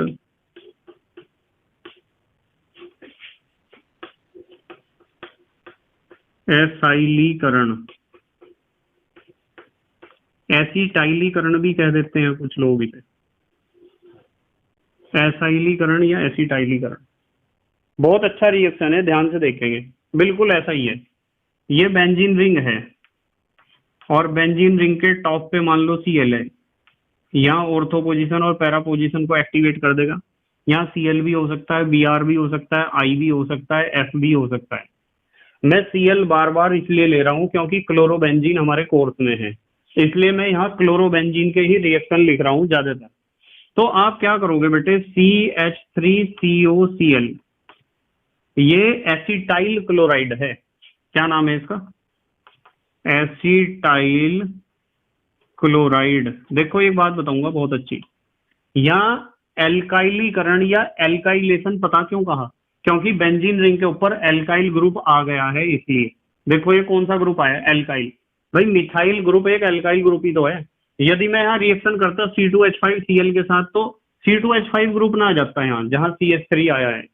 तो जब बेंजीन रिंग के ऊपर देखो नाइट्रीकरण, कौन सा ग्रुप आया? नाइट्रो। सल्फोनीकरण में कौन सा ग्रुप आया? Sulpho group. ठीक है। और एल्काइलीकरण में कौन सा ग्रुप आया बेंजीन रिंग के ऊपर? एल्काइल ग्रुप, चाहे वो मिथाइलो, इथाइलो, प्रोपाइलो, ब्यूटाइलो, पेंटाइलो, कोई सा भी हो। और एसाइलीकरण में क्या आएगा? एसाइल या एसिटाइल ग्रुप आएगा। कहाँ आएगा? बेंजीन रिंग के ऊपर। ठीक है बेटे।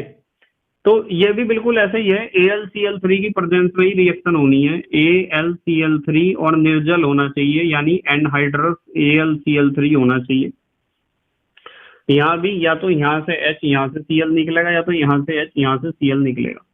यानी कि साइड प्रोडक्ट तीर के नीचे आप दिखा सकते हो HCl। मेन प्रोडक्ट तीर के बाद लिखा होना चाहिए, साइड प्रोडक्ट को चाहे यहाँ लिखियो भी ना, जब भी कोई फर्क नहीं पड़ता। ऑर्गेनिक केमिस्ट्री के रिएक्शंस में आपका मेन प्रोडक्ट तीर के बाद जरूर लिखा होना चाहिए बस, बाकी आपकी मर्जी है। तो यहाँ हमारे पास जो बेंजीन रिंग है, बेंजीन रिंग के टॉप पे क्या जुड़ेगा? Cl। यहाँ क्या आ जाएगा? इतना ही तो ग्रुप बचा है, ये आ जाएगा COCH3 या तो यहाँ, और ये फिर बनाया मैंने बेंजीन रिंग, और बेंजीन रिंग के टॉप पे आया Cl और यहाँ आ गया COCH3। ठीक है बेटे। ये जो इतना हिस्सा है ना, इसे एसिटोफिनोन कहते हैं। इतने हिस्से को कहते हैं एसिटोफिनोन। फिनोन नाम आया यहाँ फिनाइल की वजह से।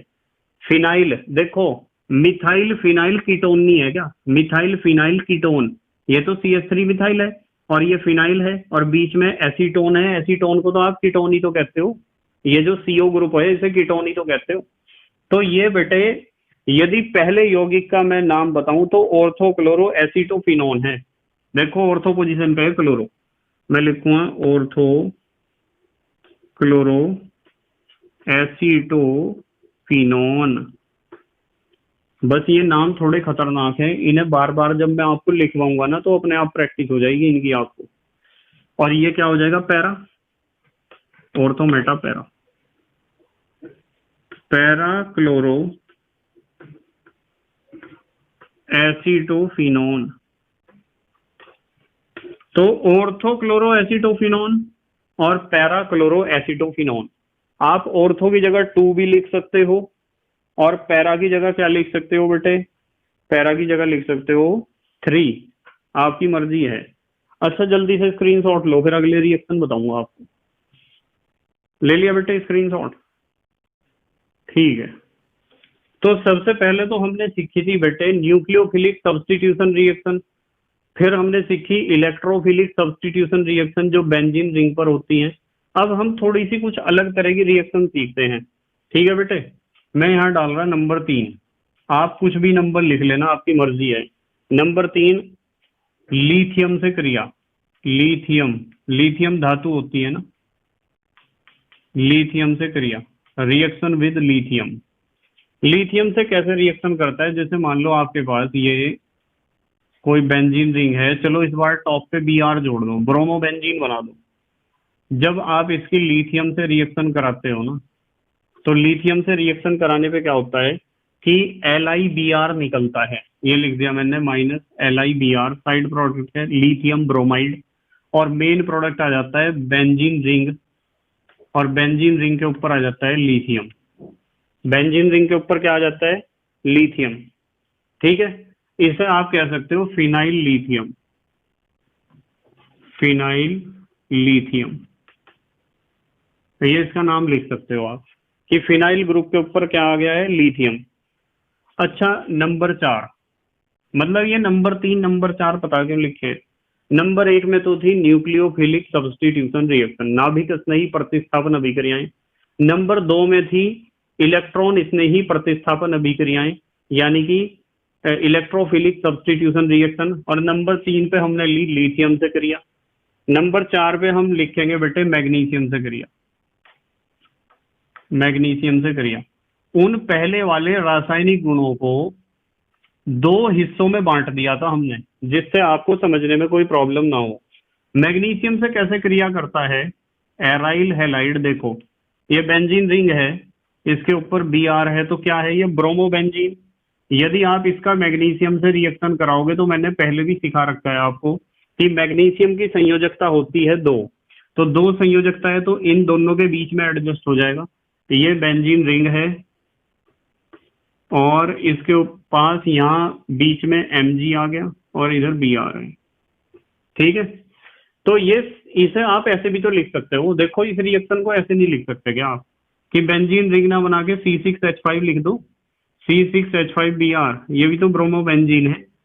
जब मैग्नीशियम के साथ रिएक्शन करेगा तो C6H5MgBr नहीं बनेगा क्या बेटे? C6H5MgBr, ये दोनों सेम ही तो रिएक्शन है।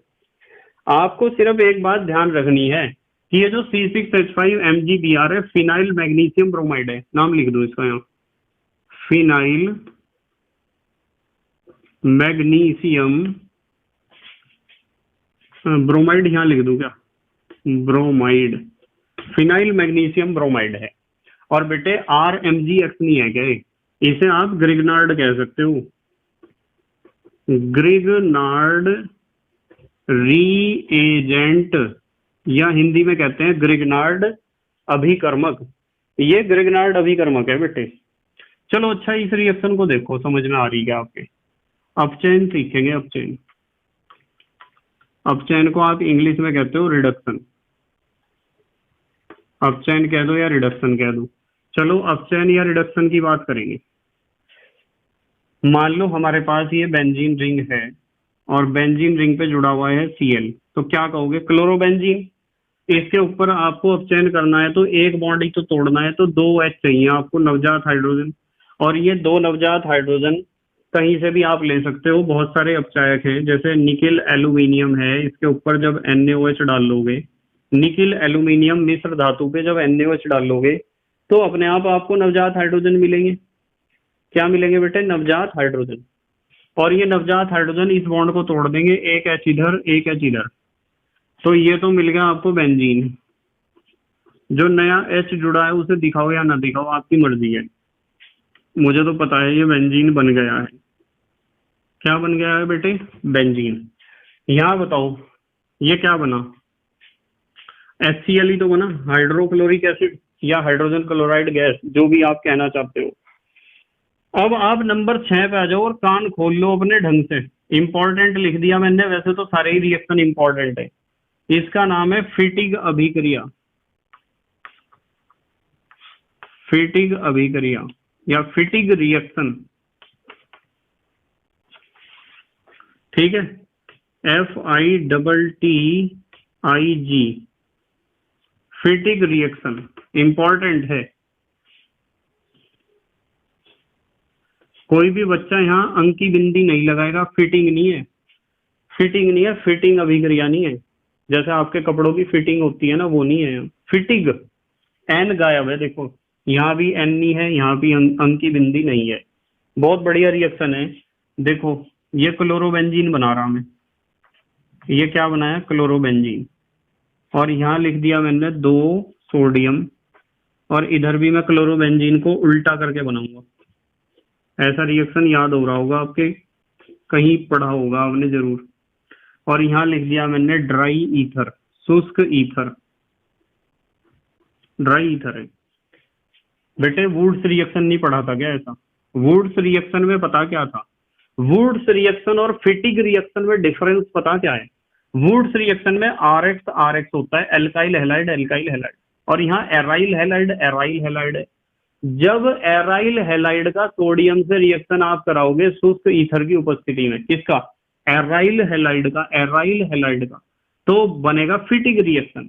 क्या होगा? फिटिग रिएक्शन।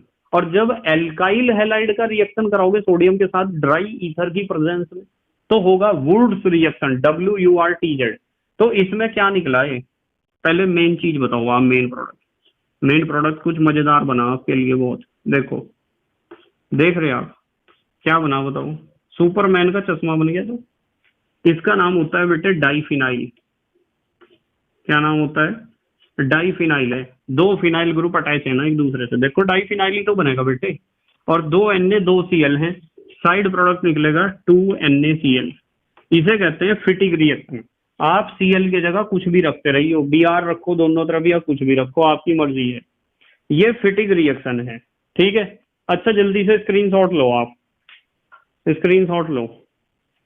ले लिया बेटा स्क्रीनशॉट, ठीक है।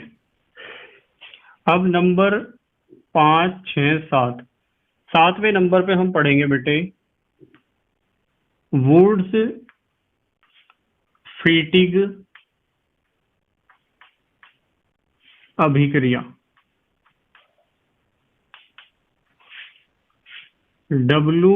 WURTZ, Wurtz Fittig reaction. ध्यान से समझेंगे सब बच्चे, बिल्कुल ध्यान से। वुड्स फिटिग रिएक्शन क्या है, इंपॉर्टेंट है, इंपॉर्टेंट, सारी इंपॉर्टेंट है। जहां भी वैज्ञानिक का नाम आता हो सब इंपॉर्टेंट है। चलो एक फास्ट रिवीजन मार रहे। यदि मैं आपको कहूं कि यार WURTZ, वुड्स रिएक्शन बताओ क्या होती है, तो आप कहोगे जी RX plus 2Na plus RX is equal to dry ether, ऊपर ले लेंगे ये, यानी कि दोनों तरफ क्या है, RX है, एल्काइल हैलाइड। यदि दोनों तरफ एल्काइल हैलाइड है तो वुड्स रिएक्शन है। मैं कहूँ यार फिटिक रिएक्शन बताओ, फिटिक रिएक्शन बताओ, तो आप क्या कहोगे कि दोनों तरफ है जी, फिर क्या है, एराइल हैलाइड। दोनों तरफ क्या है, एराइल हैलाइड। देख रहे हैं ना, समझ रहे हैं, ये फिटिक रिएक्शन है। वो वुड्स रिएक्शन है, ये फिटिक रिएक्शन है। यदि एल्काइल हैलाइड दोनों तरफ लेते हैं तो वुड्स रिएक्शन, यदि एराइल हैलाइड दोनों तरफ लेते हैं तो फिटिक रिएक्शन। क्या यार मैं ऐसा नहीं कर सकता कि एक तो एराइल हैलाइड ले लूं और एक ले लूं एल्काइल हैलाइड? देखियो जरा, देखो ये बेंजीन रिंग है और ये Cl ले लिया मैंने 2Na, ये तो एराइल हैलाइड ले लिया, और ये ले लिया मैंने एल्काइल हैलाइड CH3Cl। तो ऐसा करने से क्या होगा, रिएक्शन तो अब भी होगी, बिल्कुल होगी। एरो के ऊपर आप लिखोगे ड्राई ईथर। तो अब क्या होगा, ये बेंजीन रिंग, और बेंजीन रिंग के टॉप पे क्या जुड़ गया, CH3 प्लस 2NaCl निकलेंगे एज ए साइड प्रोडक्ट। ये बन गया टोलुइन। क्या बन गया, टोलुइन ही तो बना। बेंजीन रिंग के ऊपर जब CH3 ग्रुप अटैच होता है तो उसे कहते हैं टोलुइन। क्या कहते हैं बेटे, टोलुइन। तो इसलिए भाई वुड्स रिएक्शन में दोनों तरफ क्या है, एल्काइल हैलाइड। फिटिक रिएक्शन में दोनों तरफ क्या है, एराइल हैलाइड। तो वुड्स फिटिंग रिएक्शन में एक एल्काइल हैलाइड होगा, एक एराइल हैलाइड होगा। वुड्स रिएक्शन और फिटिंग रिएक्शन का यहां हो चुका है पार्टनरशिप, ठीक है। और उससे एक नई रिएक्शन इजाद हुई है, और उस नई रिएक्शन का नाम गरीब आदमियों ने रखा है वुड्स फिटिंग रिएक्शन। ठीक है बेटे, समझ में आई बात। चलो मूव कर रहे हैं अगले नंबर पे। अगला नंबर है हमारा 8वां। अब देखो एक नई रिएक्शन है, उसका नाम है उलमान रिएक्शन, या उलमान अभिक्रिया ही कह दो। चलो ध्यान से समझो जरा, वैज्ञानिक का नाम आ गया तो इंपॉर्टेंट है, आपके एकदम समझ में आ जाएगी। ये आपके पास है एराइल हैलाइड का सबसे बढ़िया भाई क्लोरोबेंजीन। ये लिख लिया हमने 2 कॉपर, और दूसरी तरफ भी आप एक काम करो, क्लोरोबेंजीन ही ले लो। ये क्लोरोबेंजीन है। समझ में तो आ रहा होगा अब तुम्हारे, अब समझ में आया होगा थोड़ा थोड़ा कि रिएक्शंस कैसे होती हैं, कुछ तो समझ में आया ही होगा बेटे। अब देखो क्या बनेगा बताओ। एक बात ध्यान रखनी है, यहाँ मैं एरो का निशान थोड़ा बड़ा सा बना दूं। ध्यान रखनी है कि रिएक्शन एक बंद नली में करनी है हमें। रिएक्शन कहाँ करनी है, बंद नली में। और एक चीज और ध्यान रख लेना कि थोड़ा सा गर्म भी करना है। क्या होगा, रिएक्शन तो आपने कर ही ली होगी पहले, यही तो होगा। एक तो बनेगा, नीचे बना रहा मैं, आप अपनी कॉपी में सही करके लिख लेना। एक तो बनेगा ये हमारा भाई पुराना, ठीक है, ये बन गया, क्या नाम है इसका, दो है डाई फिनाइल, एक तो डाई फिनाइल बनेगा, ठीक है। साथ में क्या बनेगा बताओ, दो Cu दो Cl, 2CuCl, ठीक है बेटे। तो ये थे हमारे एराइल हैलाइड के रासायनिक गुण, ठीक है बेटे। सबसे पहले आज हमने पढ़े थे एराइल हैलाइड के भौतिक गुण, फिर पढ़े थे एराइल हैलाइड में C और X के बीच का जो बॉन्ड है उसका नेचर कैसा है, वो एल्काइल हैलाइड के मुकाबले कैसा है, मजबूत है, कमजोर है, ज्यादा क्रियाशील है, कम क्रियाशील है, कैसा है। फिर हमने पढ़े एराइल हैलाइड के रासायनिक गुण। रासायनिक गुण कुल मिला के 8, पर जो पहला और दूसरा रासायनिक गुण है, पहला SN रिएक्शन था, यानी कि न्यूक्लियोफिलिक सब्स्टिट्यूशन रिएक्शन, उसमें भी कई रिएक्शंस मैंने कराई हैं, कई गुण बताए हैं। और दूसरा जो इलेक्ट्रोफिलिक सब्स्टिट्यूशन रिएक्शन था, उसमें तो भरमार थी गुणों की, ठीक है। हेलोजनीकरण, और फिर आपका एल्काइली, फ्रीडेल क्राफ्ट एल्काइलीकरण, फ्रीडेल क्राफ्ट एसाइलीकरण, नाइट्रीकरण, सल्फोनीकरण, ये बहुत इंपॉर्टेंट रिएक्शंस आज हमने डिस्कस किए हैं। तो हमारे देश के प्यारे प्यारे बच्चे जल्दी से स्क्रीनशॉट लेंगे, बस ले लिया बेटे स्क्रीनशॉट, ठीक है बेटे। मैं बार बार बेटे आपसे एक बात कहता हूं कि एक निश्चित क्रम में पढ़ाई करनी चाहिए हमेशा, कभी भी इधर उधर से नहीं पढ़ाई करनी चाहिए। जैसे हमारे पास कोई खेत होता है ना, खेत, और उसमें फसल तैयार हो जाती है, तो खेत की फसल को काटने के लिए आप एक तरफ से कटाई शुरू करते हो और एक तरफ से काटते चले जाते हो पूरे खेत की फसल को। ऐसा तो नहीं करते कि यार मेरा तो मन कर रहा वहां जाके बैठने का, मैं तो खेत के बीच में से काटूंगा, थोड़ा सा वहां से काट लिया, फिर थोड़ा सा यार उधर की फसल ज्यादा अच्छी लग रही उधर से काटूंगा। तो जहां जहां आपका मन कर रहा वहां वहां जाके आप खेत की कटाई कर रहे। तो पहली बात तो जो भी बाहर के आदमी आपको खेत की कटाई करते हुए देखेंगे ना, वे यूं कहेंगे कि यार इससे बड़ा पागल तो हमारे गांव में है ही नहीं कोई भी। तो जो पागल से पागल आदमी भी है ना, एकदम बेवकूफ से बेवकूफ आदमी, वो भी खेत की कटाई एक निश्चित क्रम में करता है, फसल की कटाई एक निश्चित क्रम में करता है। तो इसी तरीके से आपको ध्यान रखना है, आपको बेटे ये ध्यान रखना है कि हमारी जो पढ़ाई है फसल की कटाई की तरह ही है। जिस तरह फसल की कटाई हम एक निश्चित क्रम में करते हैं, इसी तरीके से हमें पढ़ाई भी एक निश्चित क्रम में करनी चाहिए। ऐसा नहीं करना चाहिए कि आपका जहां मन कर रहा वहीं से ही आपने कोई भी वीडियो देख लिया और कोई भी टॉपिक आपने पढ़ लिया, बहुत समस्याएं खड़ी हो जाएंगी। इस तरह निश्चित क्रम में चलोगे तो आपकी पढ़ाई में हो जाएगी बल्ले बल्ले, और यदि निश्चित क्रम में नहीं चलोगे तो आप जाओगे थल्ले थल्ले, ठीक है बेटे। तो thank you very much for watching this video, okay bye.